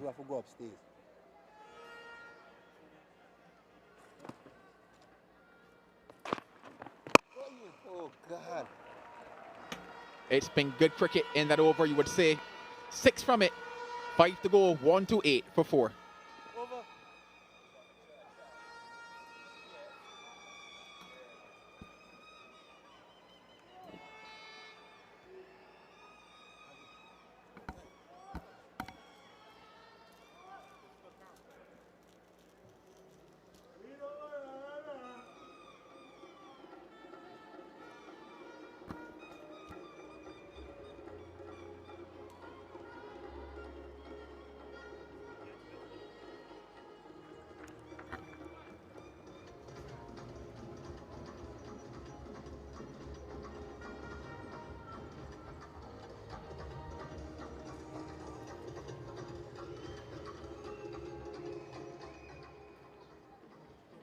74 for the Legions in the middle overs. It registers them another bonus point. There's no catching them at the top of the table, and a win would certainly guarantee a playoff spot.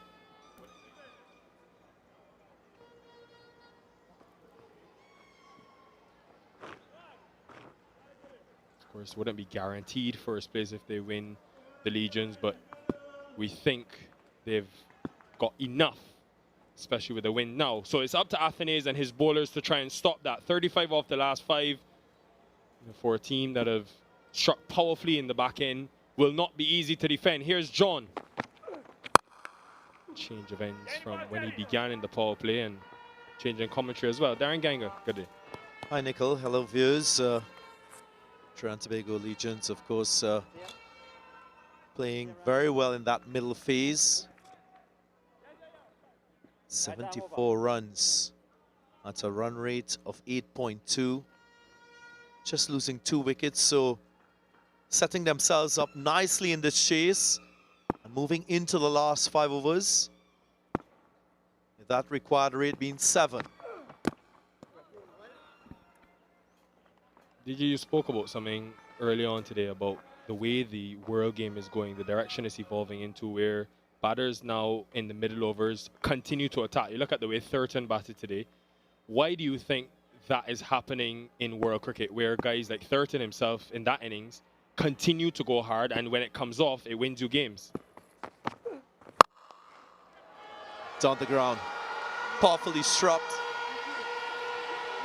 Got under that delivery nicely, and he went straight. So good the outcome for the Legion fans.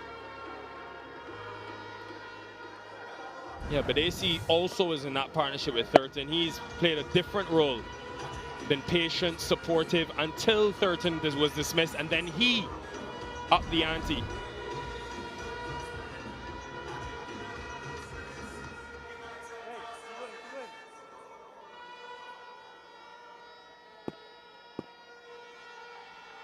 Three deep in the offside for Badesi, the left-hander. John over the wicket going across him. Should be straight to the field. Yeah, just to answer that question, Nickel, I think for a couple of reasons we're seeing that sort of tempo in the middle phase. One, of course, when batters go very hard at some of the better bowlers in the opposition sides, it makes it easier for batters in the last 5 to dominate. So think of a Nicholas Puran taking down a Sai Kishore and making it difficult for Gujarat Titans to bowl the last 5 overs with one of their best bowlers is tactically a strong position to be in. So that is why batters and the best batters attack that phase of the innings. The second thing too is the modern T20 game says exhaust your batting capacity. Don't bat and leave batters at the end. So again, it allows you to be risk tolerant as a batter and to maximize run scoring even in the middle phase of the innings.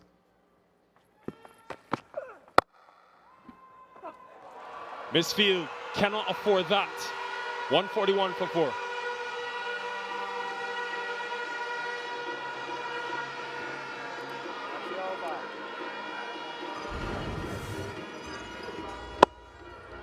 You have to feel for the bowler there.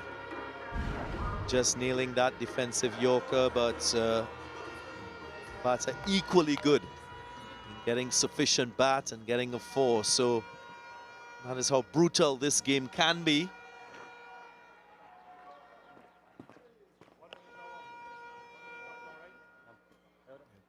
That partnership with AC and Thurton, they lost Captain De Silva quickly after the power play. They were patient for a few deliveries and then batted sensibly, still took the opportunities to score and put pressure on the Infernos. Good partnerships there. Look, Nickel, the other thing that we've seen in the modern game is that use of data and data analytics to drive strategic directions, the way you bowl, the way you bat. Gaston back into the attack.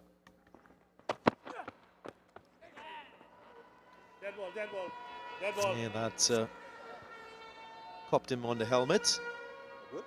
Hopefully he's okay.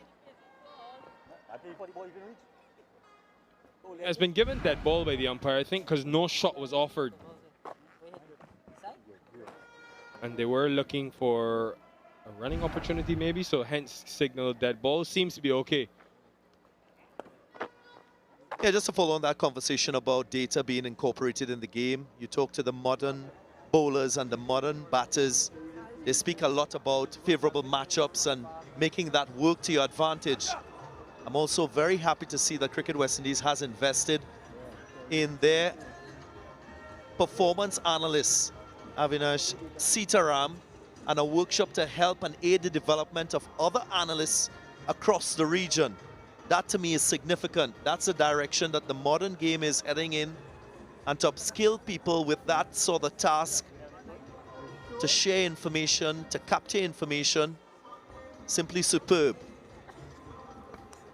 Yeah, and throughout our coverage of the tournament, you can see Avinash sitting with the analysts. He did it with the first, but in the first innings, rather, sat in the Legions dugout. He will sit with each team throughout the tournament, in game, before game, and after game, to help with the planning and preparation. Goolie's okay.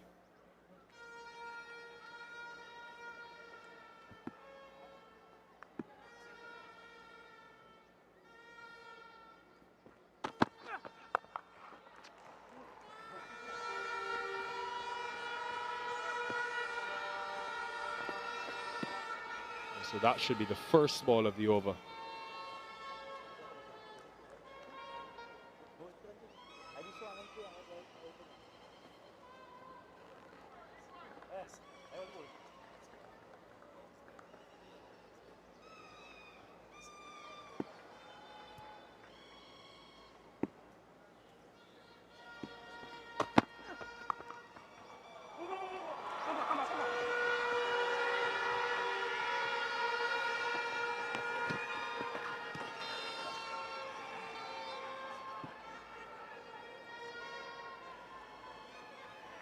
Again, I've looked at Alec Atenez, a young captain, someone still learning his craft, had the chance of leading the Windward Islands Volcanoes, been spoken about as a contender for that West Indies Steps team.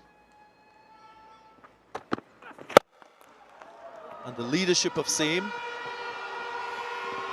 was struck firmly, straight, and brilliant to watch.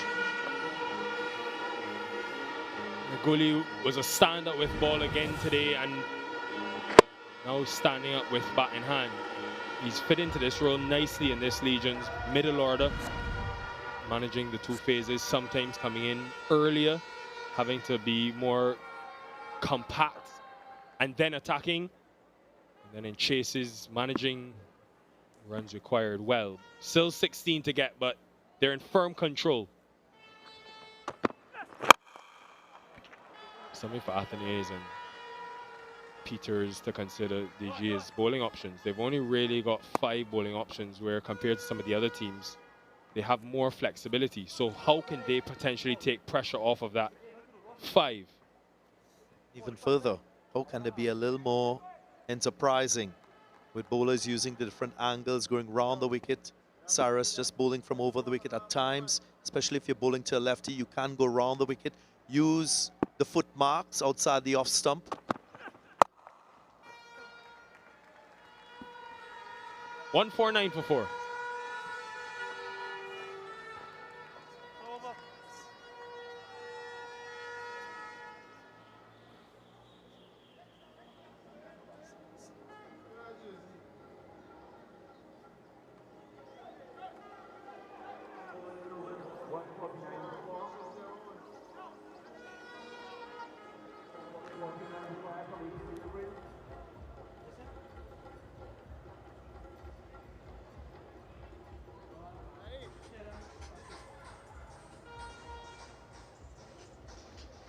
Beginning of the tournament, we looked at the teams on paper. Many had the Legions as one of the favorites, given the experience, the selections at the draft, and you're seeing exactly why. potential chance to finish on 4 wins out of 5 for the Silvers men. They're 14 away. And Shadrach Descartes will be back into the attack.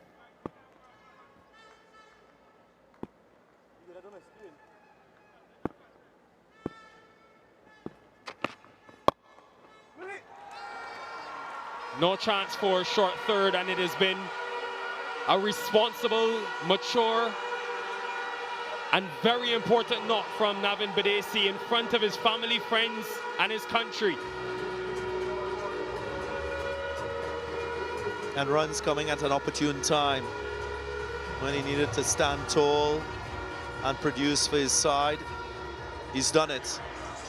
Playing ball on merit, showing that sort of purposeful attitude at the crease. Again, good hands using pace, scoring behind the stumps with minimal risks.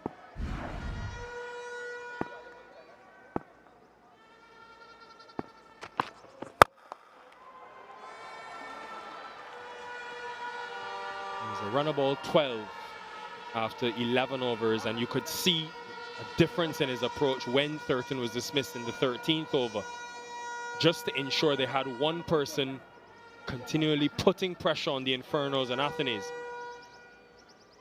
Well calculated and clinical.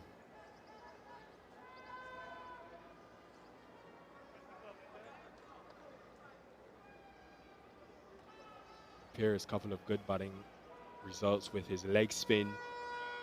Seems like they've earthed quality all-round talent. We need more guys contributing in the region in multiple facets of the game.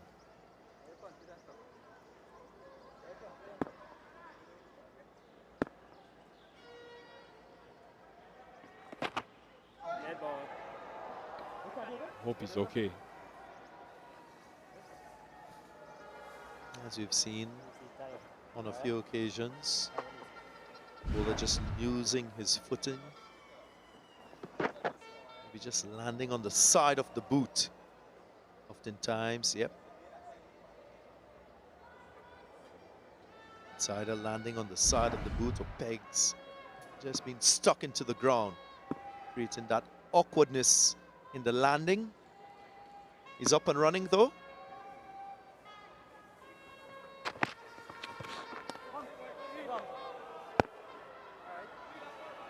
That's one over the shoulder.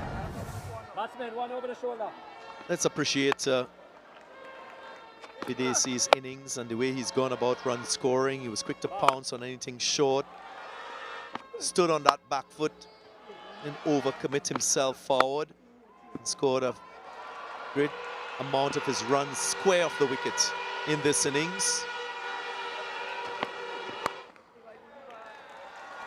How many boundaries have we seen in that region? Another one. Just 5 away now, the Legions. And appear to be romping home. Trinidad Tobago Legions making light work of this target. Haven't seen this very often in the chase. Skipper Joshua De Silva will be quite pleased with this position. Oh, well stopped. Hit that forcefully.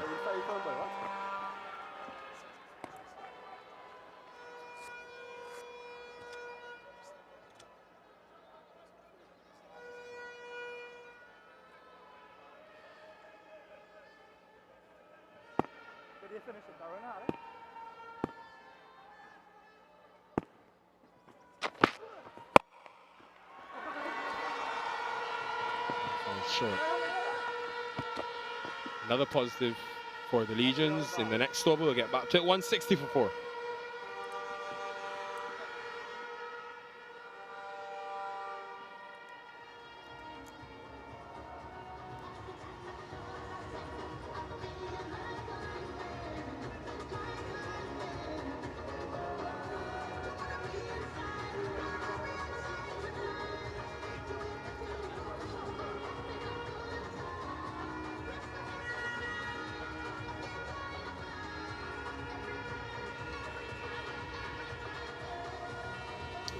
With a win today, the Legions will go up to at least 28. They'll add a few more for bonus points.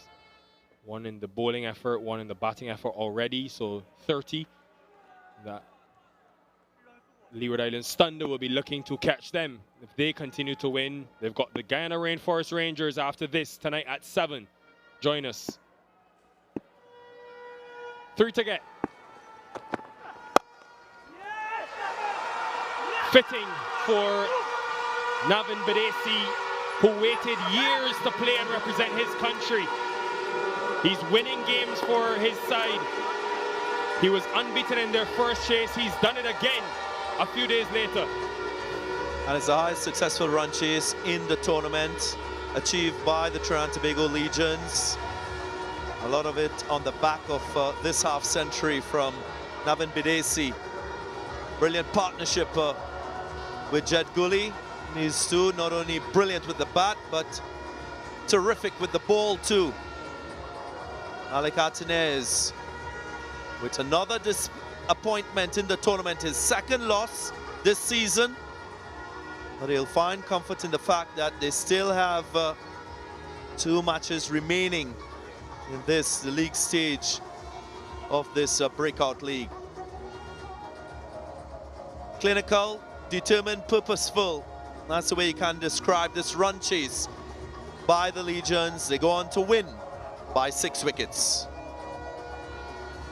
They've got multiple guys contributing with bat in hand. 50s from Badesi, Thurton, Django De Silva. Guli has got a few scores as well, so that will be a big positive as they head into the playoffs. I'm pretty much certain that we'll see them in a top 3 spot, and maybe even 1 straight into that final.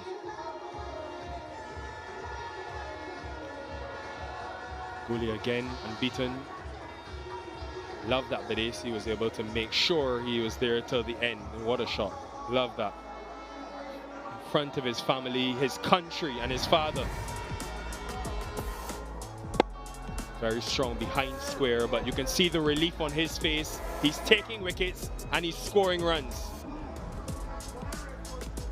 More importantly, he's winning games. 4 to 5 for the Legions in the group stages. Not many have been able to stop them.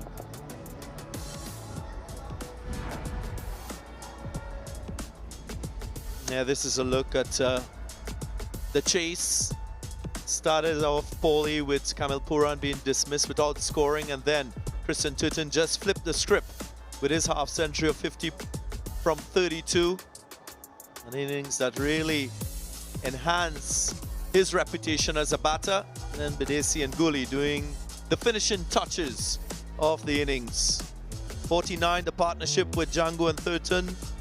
Then 49 exactly between Badesi and Thurton, and a half-century partnership to round out the chase. Yeah, again, Alec Atenez is having a bit of issues with his bowling attack. No one below 8 and over in that economy. Wickets apiece for Cyrus, Mahabir Singh, Descart, and Ryan John.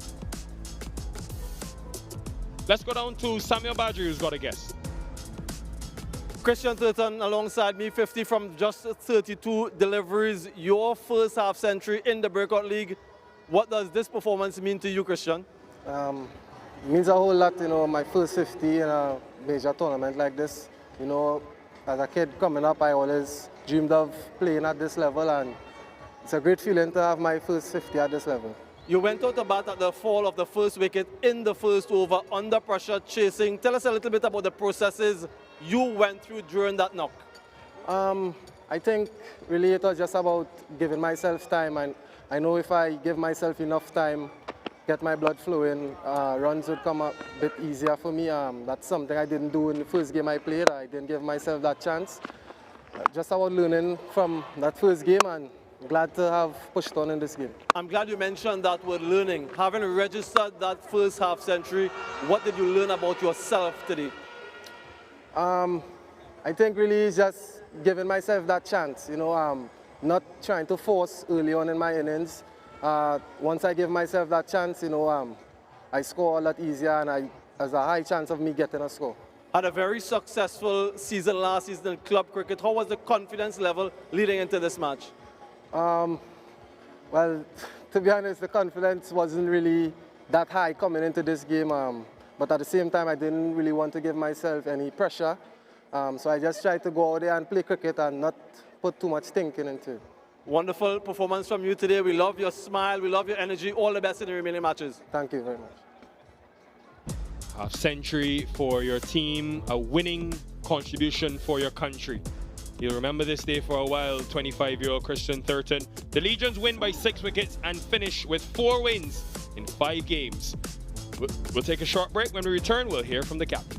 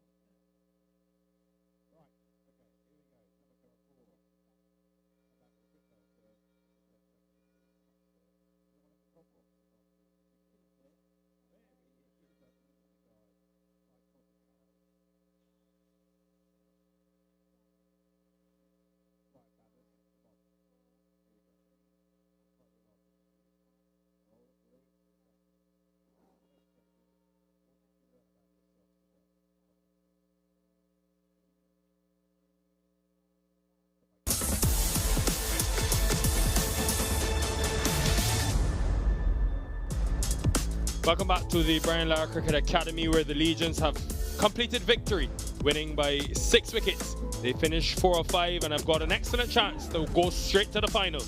Let's head down to Samuel Badri for the presentation.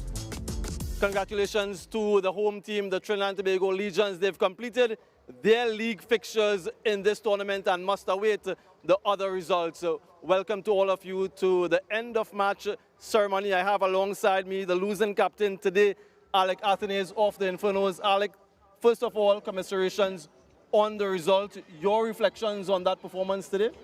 I felt that it was a good start with the bat, to be honest. When you lose, I think 4 wickets back-to-back like that, it kind of stunts the growth of the total. But nevertheless, you know, it was a good fight in the back end. I think with the ball, yeah, it was a fair start, getting that early wicket. But, you know, credit to Trinidad the way they batted. And the shot at the halfway stage of the innings, when you guys went out to field, what was that discussion about? I mean, I felt like it was some good momentum going into the bowling department of it. Obviously, I mean, getting those few boundaries kind of putting us back, you know, on the top. So, I mean, credit to Trinidad, the way they batted, like I said, they handled it very well. From where I sat, Alec, there were some loose deliveries, too many of them, some 4 balls that you don't really necessarily want as a captain. Did you find that your bowlers were a little bit loose today, or was it just a case of not executing? Well, like you said, I think it was a case of not executing. I think the plans were very clear, but I mean, it just didn't work out well today for them.